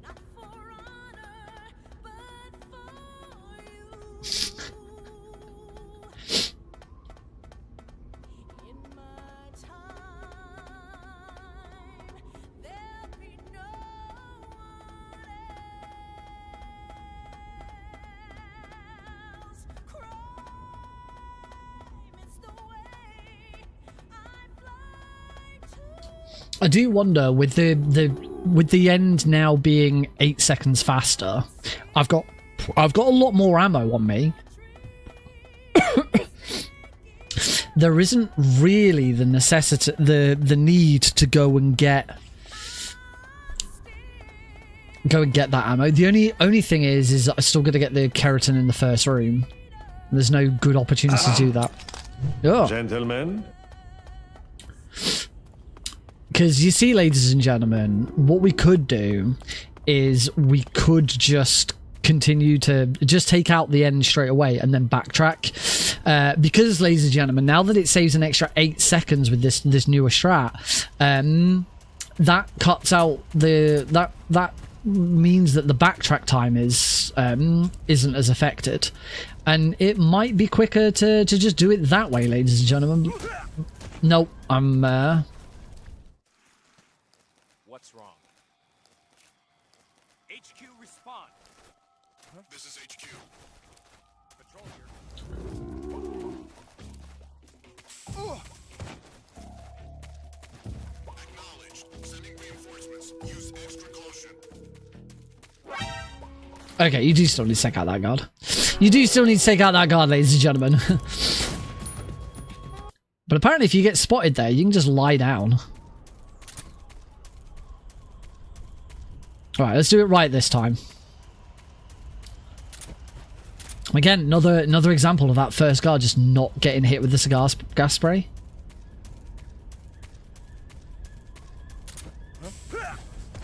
You got that time.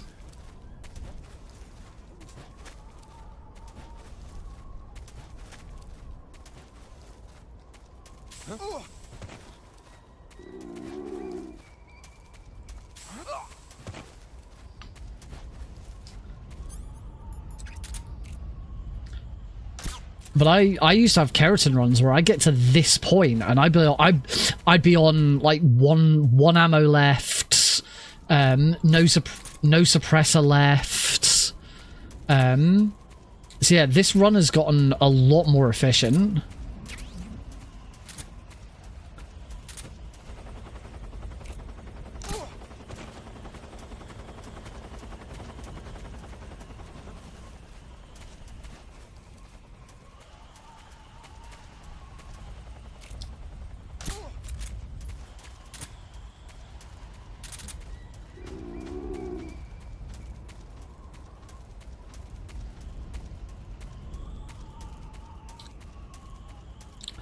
It's like normally I'd CQC slam that guard, but I've got loads of ammo. I've got suppressors up the wazoo.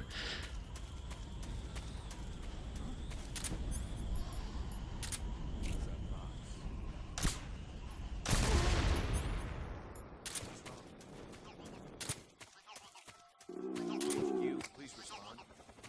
This is HQ.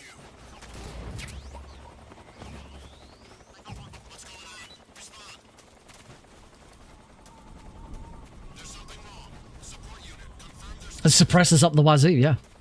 That's what I said, and that's what I'm sticking with.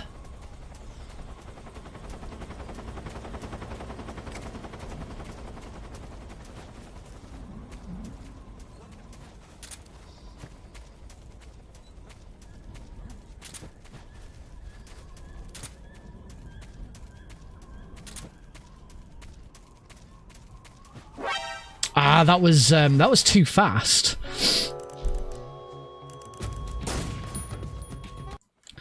Yeah, I was actually too fast there. It is a thing. Going too fast is absolutely a thing.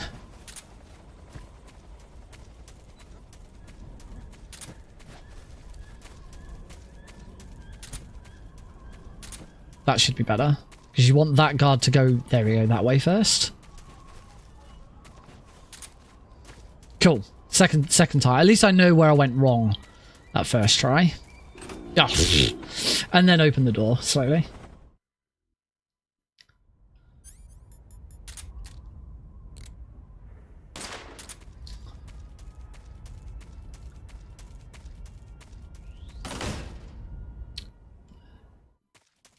Let's grab some noodles.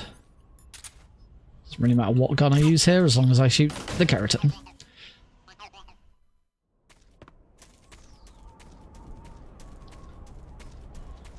And roll. And roll. Drop. And then just before we drop here, shoot the frog. And in. Cool. We are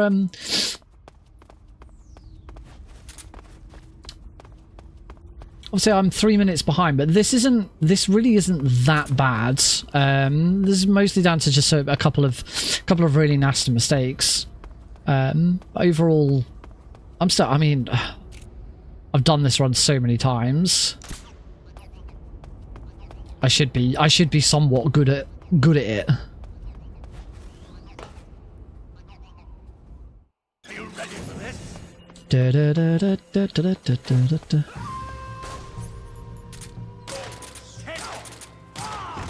My shoot's been ripped.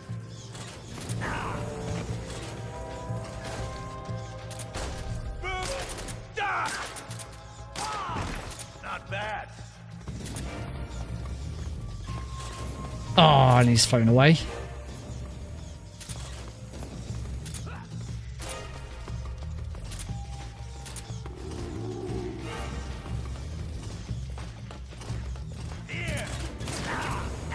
Ah, bomb!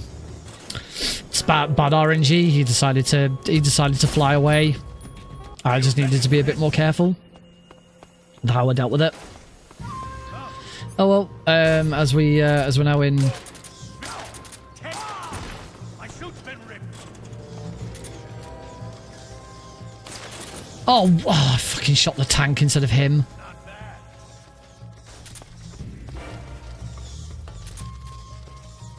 Where is he? Where is he?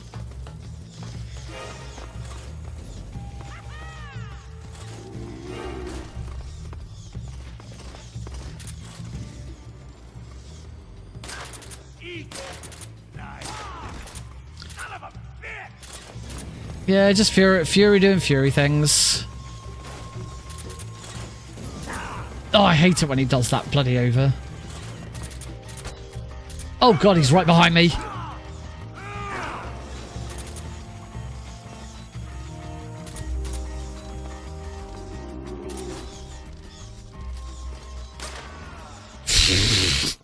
Well, that was dumb, wasn't it? Look at my health. Look at my precious, precious health.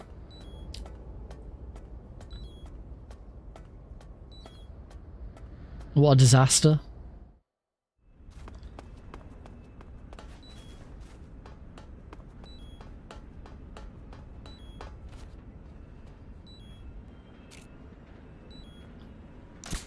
Yep, saw it bounce. And then from here, take him out. Oh, what? Say what? I shot him too early. I'm in HQ. Right, that should now cancel my caution. As long as I get out of this room quickly, I'm fine. Volker's gonna blow on me, I'm gonna die. Ah, Snake, you took out the Fury, you took out all of the bosses, but then you were incapacitated by a gentle breeze.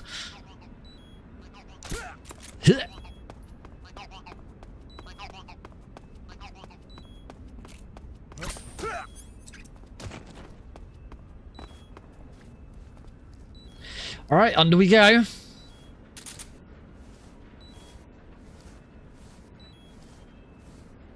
Volgan would enjoy that. He's a sadist. He likes blowing on people. Or he just likes blowing people.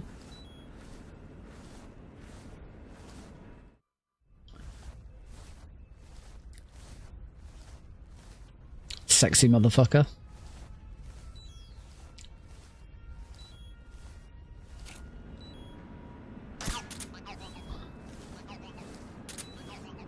The gentle breeze of a madman surrounded in spice. Something poetic about it.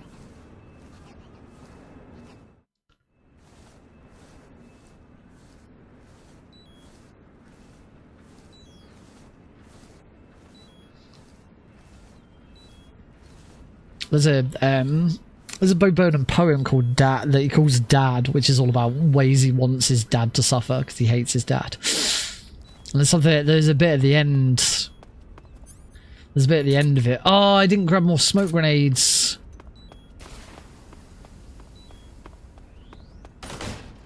Alright, I guess I'm trying to do Rykov without...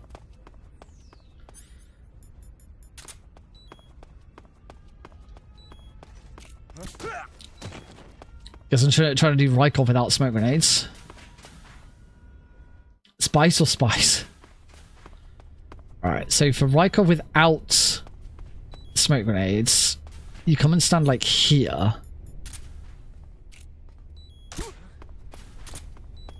You do that.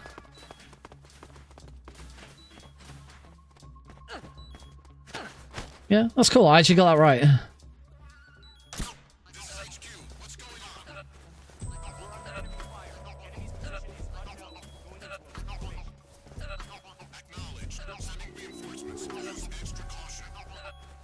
I much prefer doing that with smoke grenades, but that was actually, considering I've not done that version of that in forever, that was pretty good actually. Right, camouflage, uniform, olive drab, and food, instant noodles.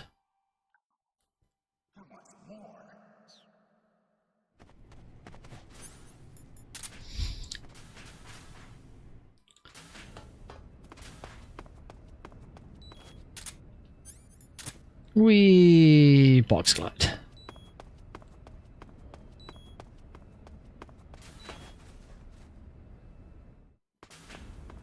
And then all of that set up just so that we can actually shoot this Kerotan. Not. Okay, I have now shot it. Let's hope that I can change into the officer camo quickly enough to...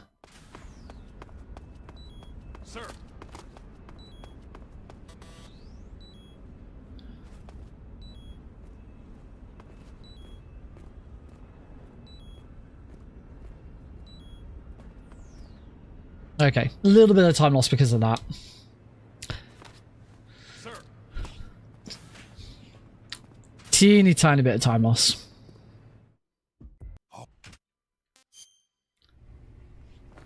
Alright. Kill me.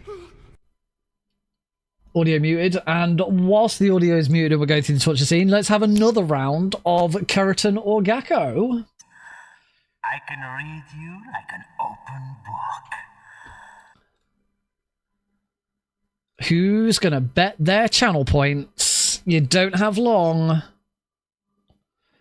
Get your predictions in. Is it gonna be a Kerotan or is it? I'm gonna guess Gakko this time.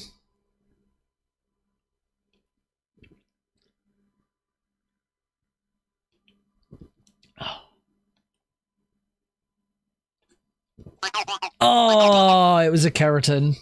Oh, someone guessed correctly again. Nobody put it. Oh no, it was a Kerotan, and you get. Oh no, sorry, you guessed Gakko.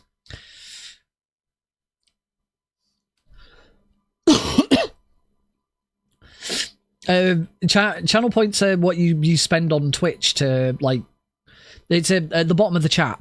So you spend them to activate rewards, or you can bet on things if predictions are live and stuff like that. It's like when Eli keeps popping up and bouncing all over the screen. That's a channel point reward.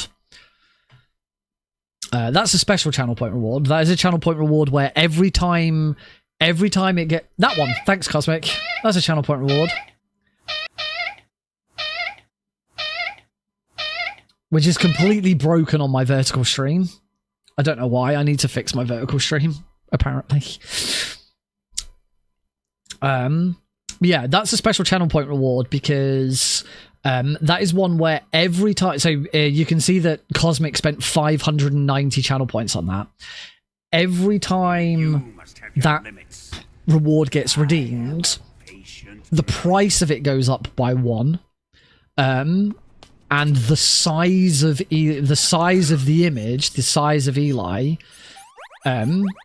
goes up by 1 pixel. 2, 3, 4, 5, 6, 7, 8, 9, 10. So it started when I first started it. It started at one channel point. Did you throw up? There you go. You can now see 591. So it started at 1 channel point with 100 pixels high, 100 pixels tall, and 100 pixels wide. It is now 691 pixels tall by 691 pixels wide and costs 591. Well, it now costs 592. What's that sound?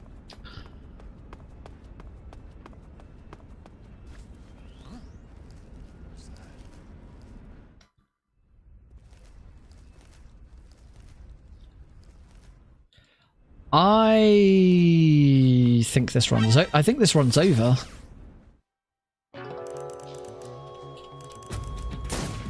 Can I even get back? No, I just get spotted. I forgot to get the frog in the torture room. I wondered why I'd saved so much time.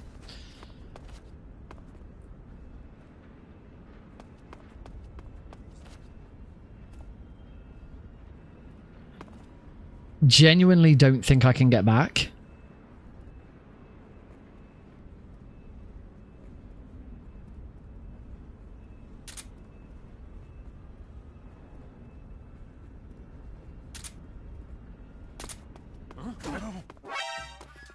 No. I'm gonna have to. I think I'm just gonna have to carry on.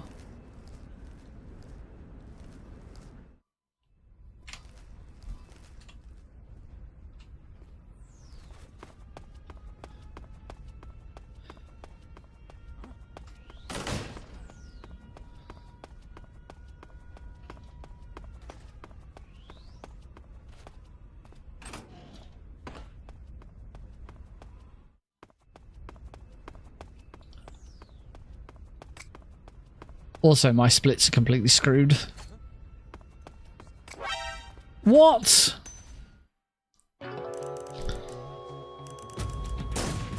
I can't split. I can't skip a split. And I can't remember what my button for it is.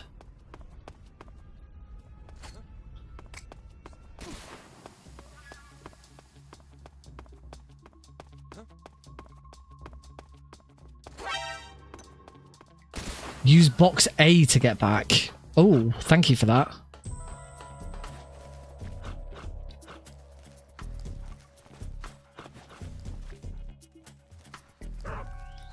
Or we just carry on and we don't freaking worry about it.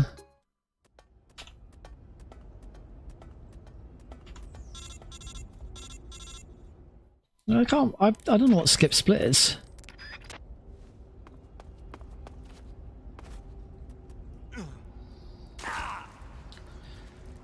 Oh, I just won't save these splits.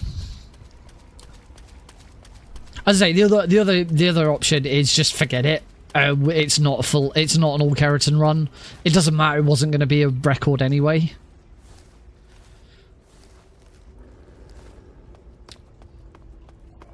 I wondered why when I came out of there I was like 4 seconds faster.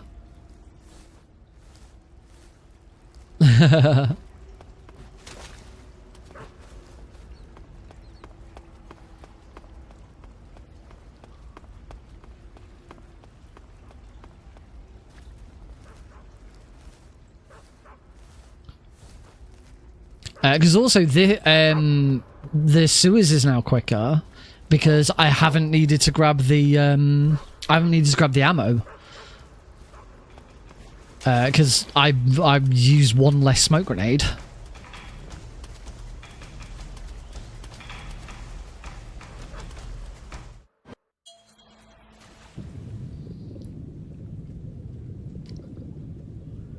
Oh well. There's always one that I forget.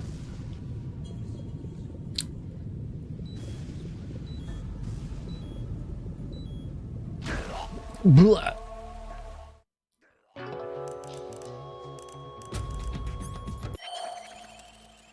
I could go back later. I suppose it'd be cool to see if I can do it.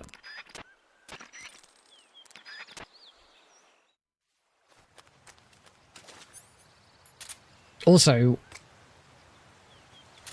there we go. Phew! I realised I had one chance to get that right. Yeah, usually we don't use smoke grenades on that frog. We usually shoot it,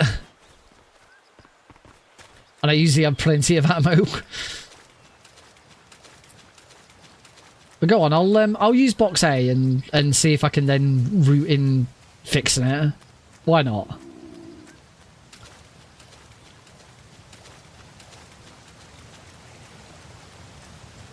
Mom spaghetti.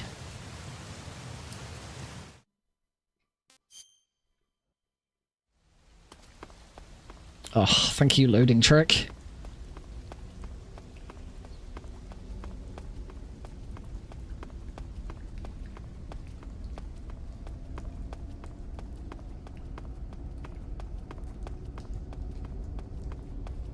Now, do you want to grab the SAA bullets?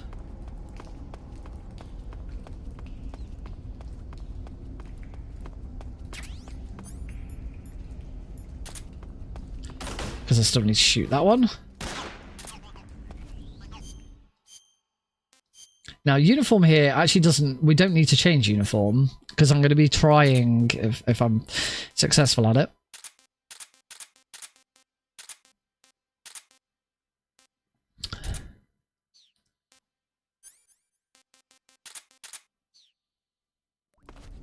I'm going to be attempting to do non-lethal Volgin.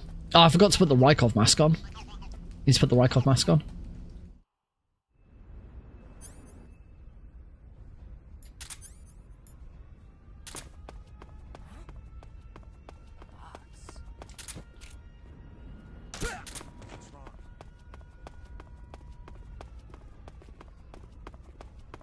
Don't know about PS5. I know on PC it is. But because we use loading remove time, it doesn't matter.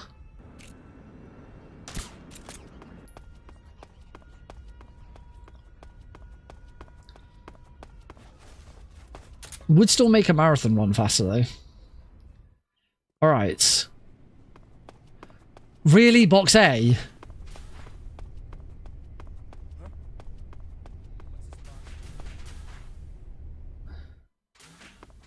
Can't...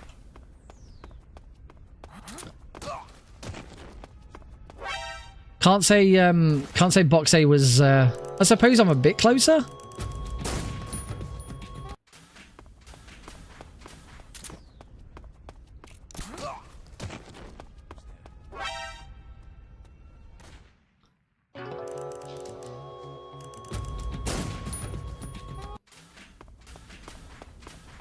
Might want to just do this.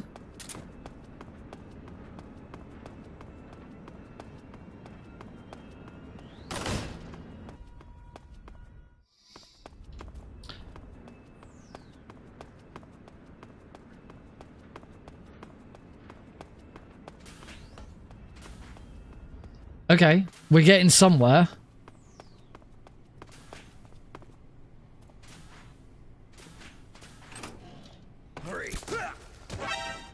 Oh, there's 2 guards in here. What? Why are there multiple guards in here?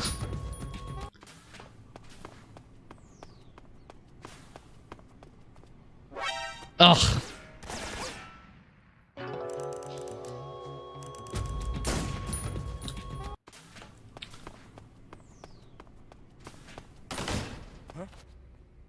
Footsteps. Freeze.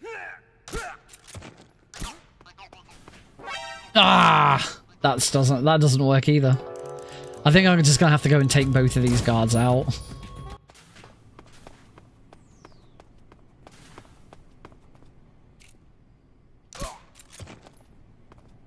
Let's just can I shoot this guard through the? Yes. Can I shoot the frog? Can I shoot the frog through the way? Actually, that'd be another.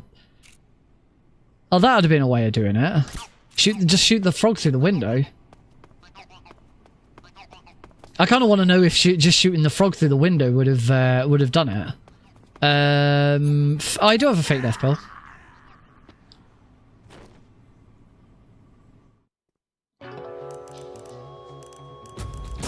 I'm just curious now. Would I have been able to just do this then? So run to here. No.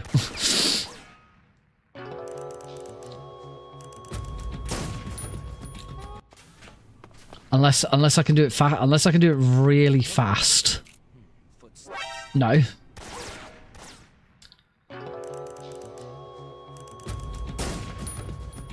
Or have I still got any more? Have I got small? If I've got smoke grenades, why am I haven't got any smoke grenades. So why am I trying to root this?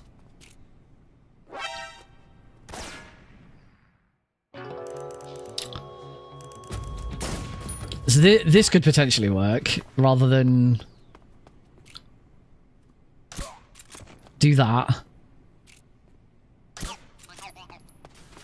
Okay, there we go. That was the quicker way of doing it.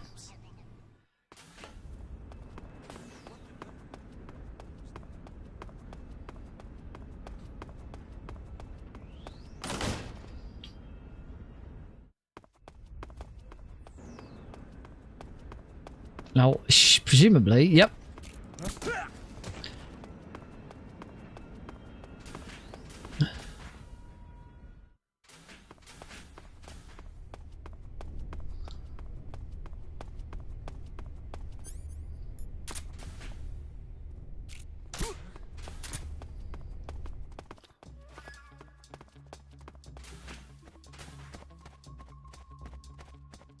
This is so dumb.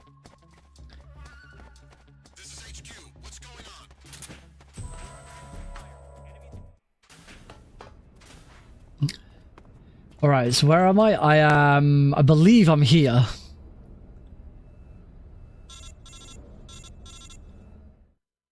Obviously, I am in the complete wrong place for this.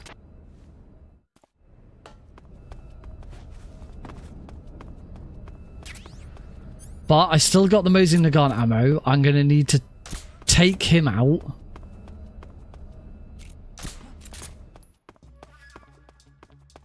Alright, I should now be back on track.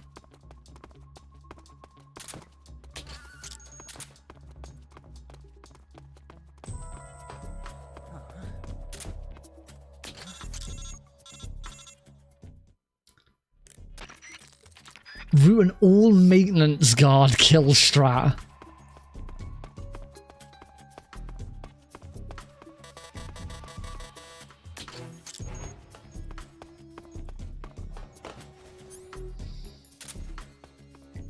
Knock, knock, it's Knuckles. Ah, knock. It is Knuckles.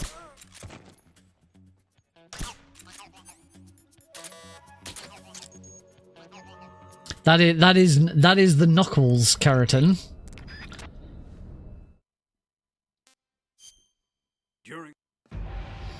Oh, I forgot to put on the mask. Ivan, is it really you?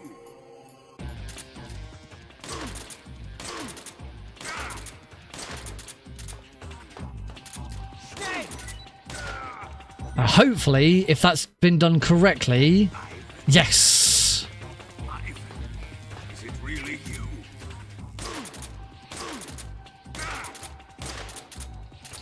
Why you?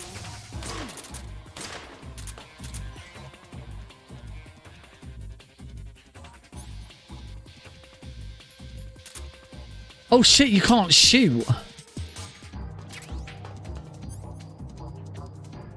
Oh fuck it. Oh, well there we go. That's definitely this run dead. You can't, I forgot you can't shoot. It's in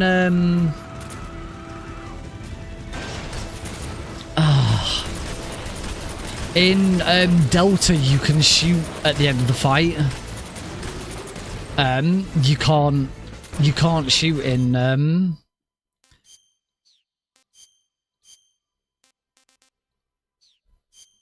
you can't shoot it in that. I can't. Yeah, you're supposed to take that out early. Here's another interesting one. Another interesting time save that's a possibility.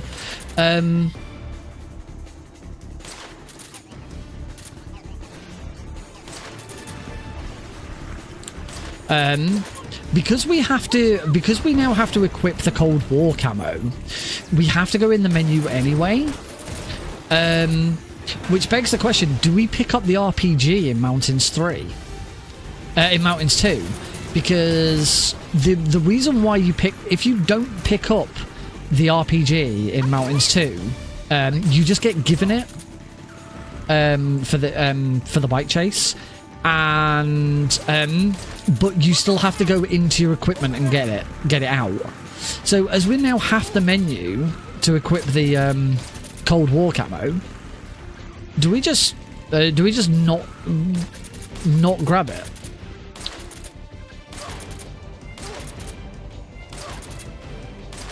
Because we've got a menu here anyway.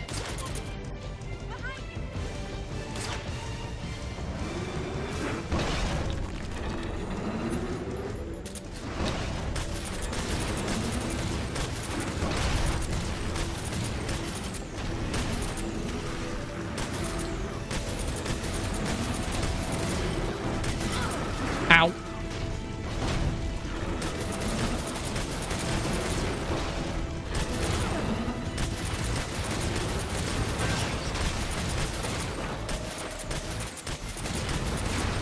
Okay. We're just going to use stun grenades, so apologies for flashing light. Big flashing light warning. Warning. Warning. Flashing lights detected.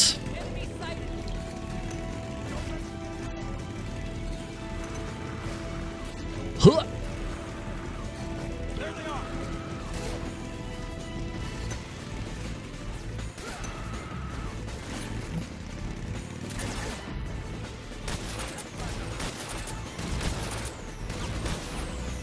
All good.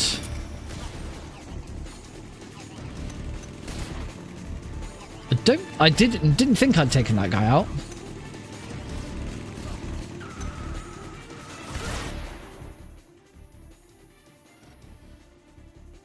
But I don't think he's still there. No, he's not. It's fine.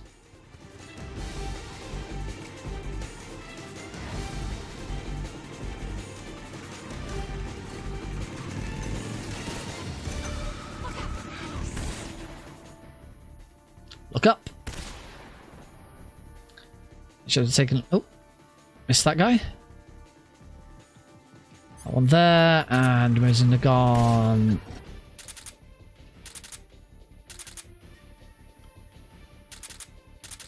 Not that it matters too much about using the Mosin Nagant on that guy, because we've got the cold... This is why the Cold War camo is just so good. And why I now do non-lethal Volgin in all Kerotans, just so I can have it.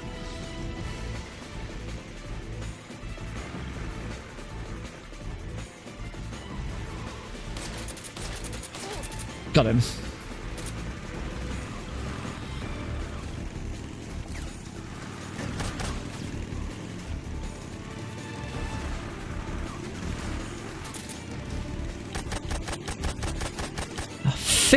I think I got it. Yep, definitely got it now. Yeah, the Cold War camo just completely changes this entire fight. This entire section and makes it just piss easy. Yeah, it's a little slower to get the Cold War camo, but it's not that bad.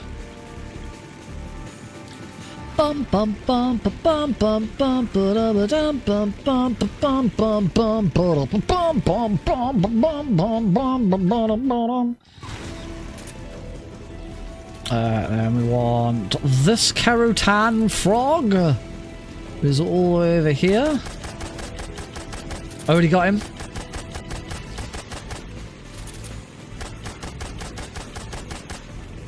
I definitely got him. I don't know why I'm still going. Let's start peppering this guy.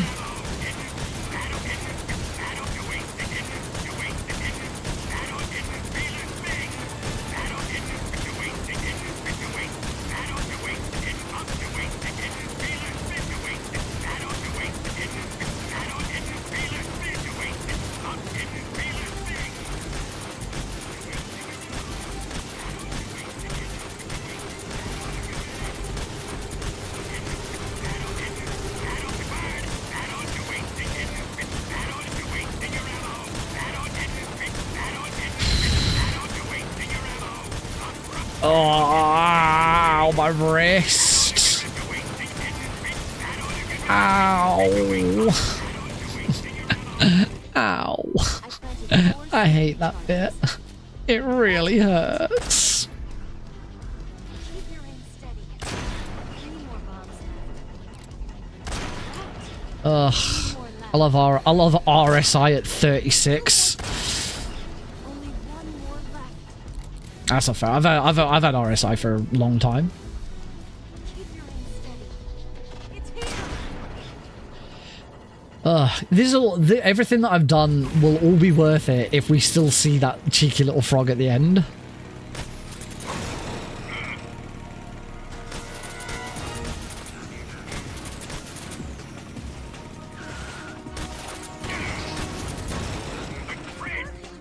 I can hear the frog. That's good.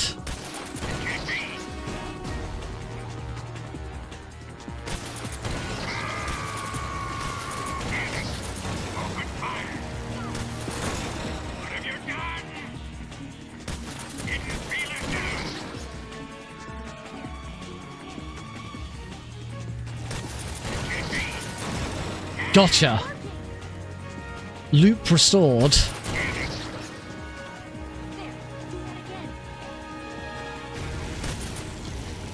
Do it again. Working. We're wearing him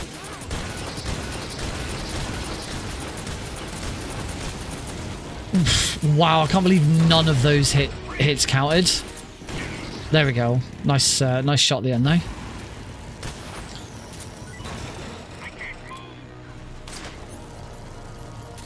One thing that's also still good to see at the end, hopefully. That was a really nice recovery.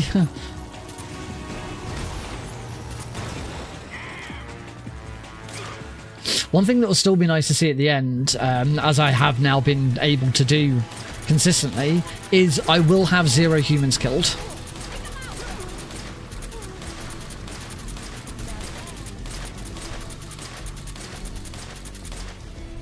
I wish, like, if you took out one of them, you didn't get one of them in Lazarevo South. Up next is Hellfrog, which is just like a piece of piss because of the Cold War camo. There they are.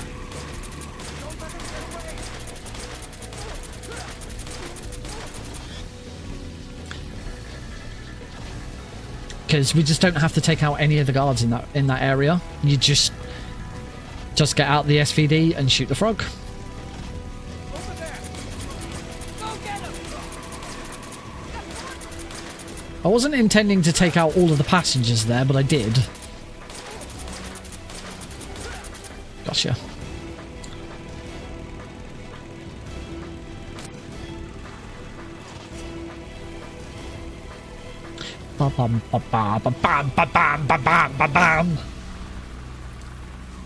Do do. All right. It's an ambush. They're not going anywhere. Stop that.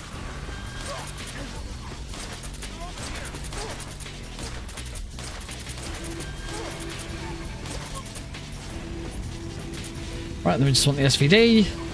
And as long as I stay looking at the guard. There we go. Shot him. As long as I stay looking at those guards, I'm fine. I will not get shot. Everything will be good. There we go. And that is how we do that non-lethally.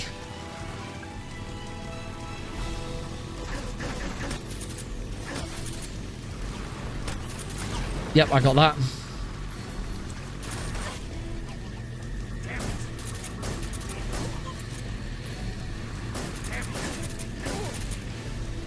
Oi!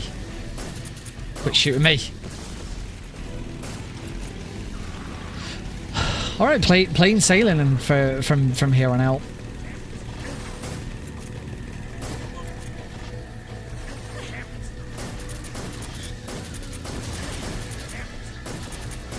It's so easy. Oh, you bummer. Hate this guy.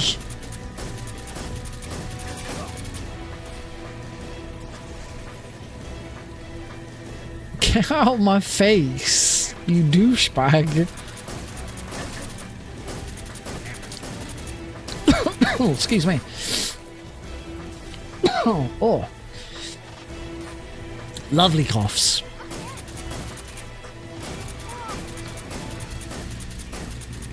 Shoot the log.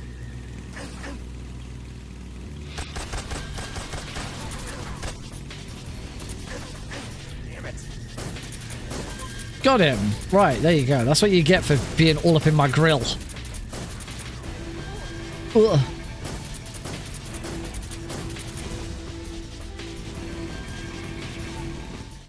Alright, it's into Lazar River North. I have a second to try and take out. Nice, took them all. Took out both of them.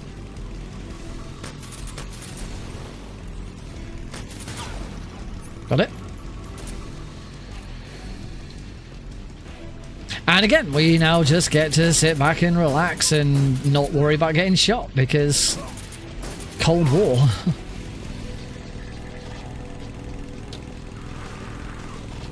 Look at him.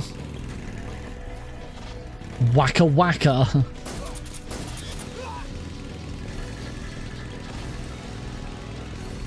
You know, I don't think I actually have the wacka wacka sound just available. No, because I have it as the because I have it as the bet. I don't actually have just a Kerotan frog sound that I can play at any time.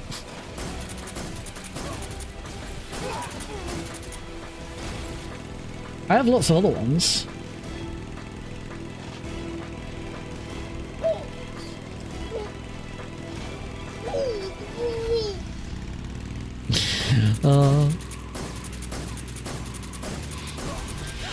Guy doesn't look or sound like that anymore.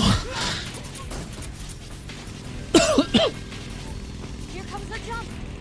Hold on tight. Waka waka. Who wants to hear a funny ass joke?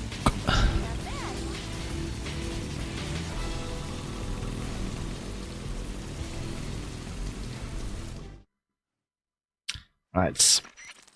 As I said in the previous run, the next thing to do is to change the leaf camo because we can't stay in what we've got.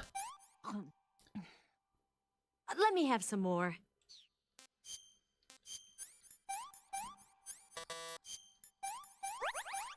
Helps if I actually do trauma center correctly. Oops, this way.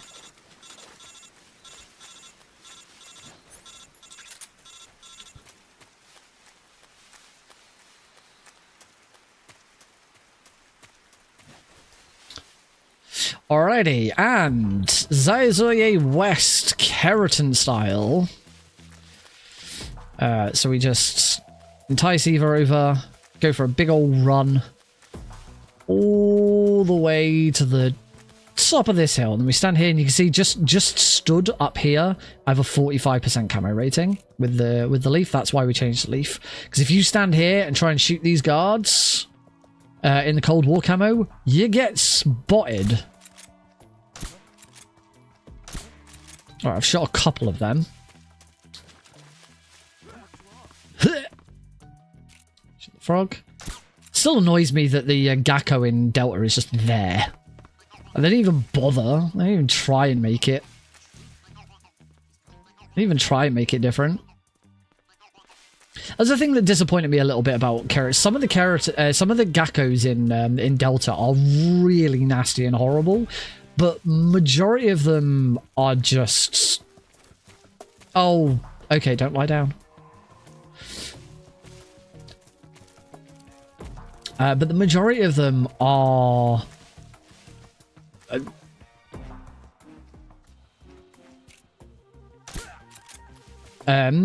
So many of the Gakkos are just really close to the Kerotans. They just didn't try at all to hide them in interesting locations. It's mainly Bite Chase that's a pain in the arse.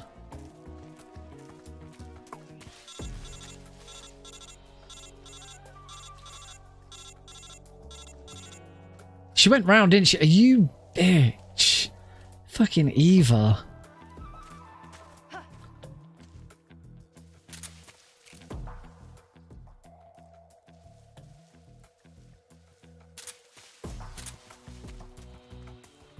Come on, Eva.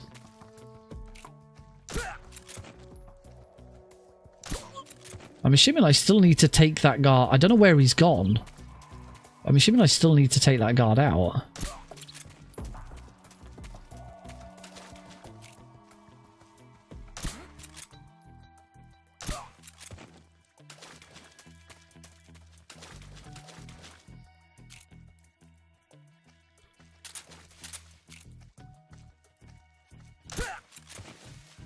That was awkward.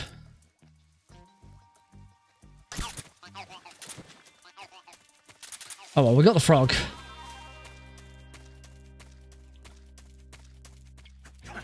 Oh, hey Tom. The announcement was that we are on.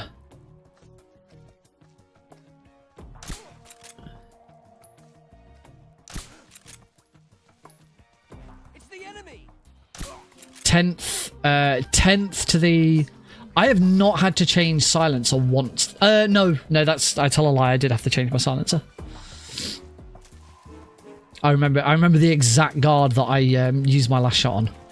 It's the guard next to box C. 10th to the 12th of April 2026, Manchester Anime and Gaming Con. We have a speedrun marathon. Very exciting. Right now, I am on the call for people who want to help out. Let's see what you're made of. More than anything else. I need to gather. Need to gather a core team.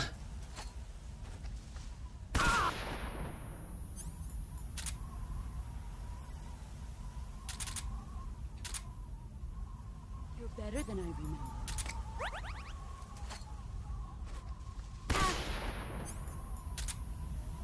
2, 3. Then.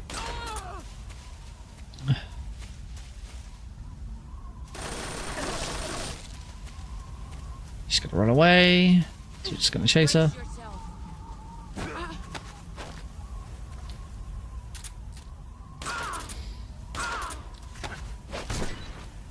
And of course, final frog.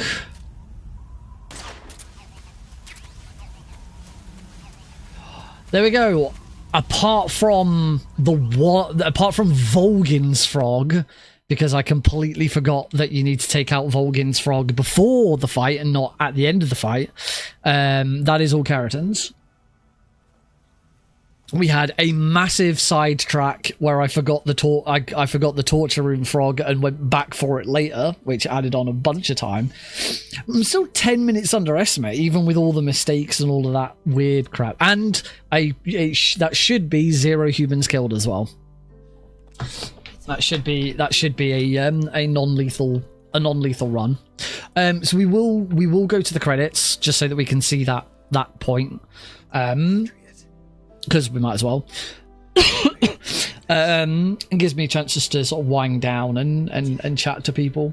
So yeah, for anyone who's only joined recently, I have just mentioned it, but I'll mention it again. Kill me now. No, I forgot that once you've beaten Volgin, you can't shoot or do anything at that point. So you can't take out the frog after you defeat Volgin. In Delta, you can. In fact, I'm not sure if it's just non-lethal. It might be with lethal. You can still shoot. But yeah, you need to for Volgin, you need to take out the frog like as soon as the fight starts. You put on the Rykov wig, shoot the frog, and then go and do the loop. There we go. So we'll go through the credits just whilst I'm chatting. Yep. Even it's weird. It's weird that it doesn't work in that, but it does work in other things. It is a very strange thing. Alrighty, so whilst we're waiting for the credits, I will once again I'll explain the announcement again. So for those who don't know, I've been working with an event company called Anime League to bring speedrun a speedrun marathon to one, or hopefully in the future more, of their events. After meeting up with my contact and the owner at London Anime Con at the end of August, where I also ran a speedrunning panel, we agreed on, in principle, on what we wanted to do and how it worked. Oh yeah, because I changed. I keep forgetting that. Because I then change scene and it turns the audio back on again. We sort of agreed in principle what would probably work, but went separate ways just to settle and decide things. I finally had another meeting with my contact yesterday, who confirmed that yes, we are definitely on board and we are going.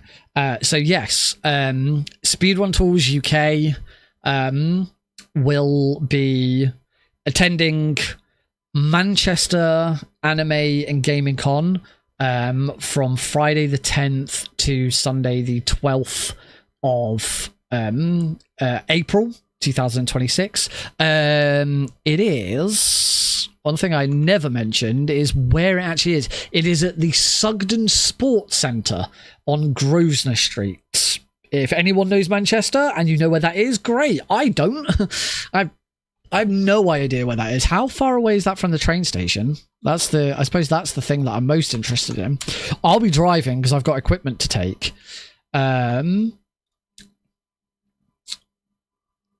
But how far away from that is it from? I know some of Manchester. Manchester Piccadilly railway station. Oh, it's a 20-minute walk from the train station. That's really easy to get to. Cool. I also have quite a few friends in Manchester, so I will definitely be reaching out to them to say, hey, you guys should come to this. Oh, the Marriott's not too far away from that. I've stayed in Manchester a few times for events as well. So yeah, that is happening. I'd say 10th to the 12th of April. That's Friday to Sunday. We'll probably only run Saturday and Sunday. We won't run on Friday. But if we have loads and loads of submissions and loads of people who want to go, then we will absolutely go for it. Tickets are available to buy online. You can go to the Manchester Anime and Gaming Con website. I've got it open right now. The full 3 days is 40 quid. Or you can get individual days. Friday and Sunday is £15. Saturday is £22. So if you do want to just go for Saturday and Sunday, it'll cost you 37 quid. So at that point, you might as well just buy the full 3 days. But if you know you're only going to be there one day or whatever, you know, that is the opportunity. So yeah, I hope it's something that people want to do. Right now, the plan is to gather a team together who want to attend to organize it, because obviously I can't organize it all on my own. You know, we need to put we need to get submissions out probably in the new year. We'll probably do submission like early January. We'll probably try and get submissions out, but we also need to come up with a name for the marathon. Anime League are pretty determined. They don't want it named after them, because then it gives us some freedom and some autonomy so that we can do other things outside of their events, which I completely get. I'm pretty adamant I don't want it to be called Speed on Tours UK, because Speed on Tours UK isn't the marathon. It's what's running the marathon, but it's not the marathon itself. I don't want that to be confusing. So we need to come up with a name, and then from there we will come up with logos and you know, Twitch channel, YouTube channel, all of that good stuff. I have some ideas for names. But if you are interested in this, by the way, I wonder if I've still got the... No, I don't. If you are interested in this, we do have a Discord server. We've had a Discord server for quite a while whilst we were gathering interest for this. So there is... Oh, I think I've... Let me try this again. Why will you not... Oh my god. What are you doing? Hey, there we go. Gotcha. So if you would like, if this is something you're interested in, you'd like to attend a new UK live speedrunning event, then head over to this Discord server. Let us know that you're interested. Particularly if you want to volunteer, you want to help out, because that's the next big thing I need to do. I need people who want to get involved. I'll be making an announcement on that server. I might do it before I go to bed, or I might just wait till tomorrow. And then we will and then hopefully we will start getting organized. I'm really excited. This is something that I've been working for quite some time. It's something I've wanted to do for quite a long time, for a couple of years actually. But it wasn't until I kind of knew that I could do it on my own that I've been able to finally sort of get out and organize it. I might, because I've been a bit lacking with streams lately, I might try and stream at some point over the weekend. I don't know yet. Obviously it'd be more Metal Gear Solid 3 because it needs practice for Fast Pace for Pride. So yeah, keep an eye out. I may be streaming over the weekend as well. We'll see what happens. All right, we can unmute the game audio now. So we're not going to see a frog on the credits. We already know that I missed one. I'm just more interested to make sure that I'm definitely on 0 kills, and also as I just it's just nice to wind down at the end of the final run. So it is a lot. Yes, it is a long flight for anyone who's not in the UK. But I am more than happy to have volunteers behind the scenes who aren't going to be in attendance, because there's so much stuff going on with it. I mean, all of the build up towards it will all be done online. There's no live organization until the day, so there's no harm in people working online. But even when the event happens, I mean, we can still have people, I mean, heck, we can still have tech people dial in and do tech from behind the scenes if they really want to. It's probably not ideal. I'd rather have hosts there in person, Anyone who's going to be in front of the camera absolutely needs to be there in person. But things like social media, artwork, clips, stuff like that, that's absolutely stuff that people can do from home. So I'm more than happy to take on people who do want to be, who can't be there. But I do desperately need people who are actually going to be there. Because the other thing is, I don't know yet if Heidi is going to be there. Unfortunately, that weekend is my mother-in-law's 70th birthday. So it all depends on what they're doing and whether she's going to go, whether she'll drop out Alex off with them and come with me, or whether she'll just stay. I don't know yet. I'd rather not do it all on my own. Because my contact who works at the event, they will be off doing their own thing. They're going to help. They're going to lend some equipment and sort of help set us up. But then it's on to us to get it up and running. So yeah, I'd like to think that I could do it on my own if I absolutely had to, but I'd rather not. I'd rather have people who do want to help out. So yeah, it's exciting stuff. And of course, I'll do a run. Probably this. We have John. But my next other thing is working out exactly how I'm gonna have the setup, because I'm be using Heidi's computer to run the stream, because I can't do it off mine because my computer is just too massive.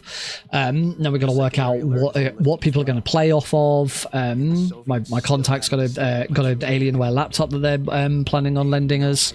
But then how do we get the stream from them from the gaming PC to the stream PC? So I'm going to be talking. I've got a couple of mates who've been working on their event in Canada, the Steel City Speedsters. So I'm definitely going to be talking to them about their setup and what they did. Obviously, I've got lots of equipment and stuff, but it all needs organising. Mr. Director. Yeah, what do we do about microphones? I'm probably going to have to end up taking this set of headphones with me for people to use. How did I get a gold split on credits? Like, what? Gold split on credits? Weird. All right, let's whippy swap back on over so you can at least see it. So there we go. European Extreme. No Kerotan. But yes, 0 humans killed. So I am at least 26 continues. Terrible. Absolutely terrible. Nearly 10 minutes behind PB. But it's okay. It's fine. There was a lot of practice of weird stuff in there, and something. And I had a massive go off on one when we were getting a Kerotan that I missed. We still got over a week of practice of this. So we will be doing more practice. As I will try and get a stream in this weekend. But we've got at least two more streams before the event anyway. So yeah. That is it for tonight, folks. Thank you all very much for joining in. I hope you've had fun. I hope you're excited about the prospect of a new UK live event. And I think it's going to be. I am hoping this is the start of something really cool. I could be wrong. It could be get dead in the water and no one wants to do it. But I'm hoping that's not the case. So thank you all very much for watching. I will let you know if I am going to stream over the weekend. But if I don't see you, have a great weekend. Take care of each other. Don't be a dick. And to anyone who's been affected by what's been going on in the speedrunning community lately, I hope I hope only the best for you in the future. I hope that you can get past the issues and that you can begin to heal. So I don't know if anyone watching has been affected by stuff, as I don't really want to go into it. If you know, you know. If you don't know, it won't take you long to find it on Blue Sky. But yeah, just, be nice to each other, please. It's the best thing that we can do for each other, is just be nice. It's a lovely world when we're all nice. So let's do it. All right. Good night.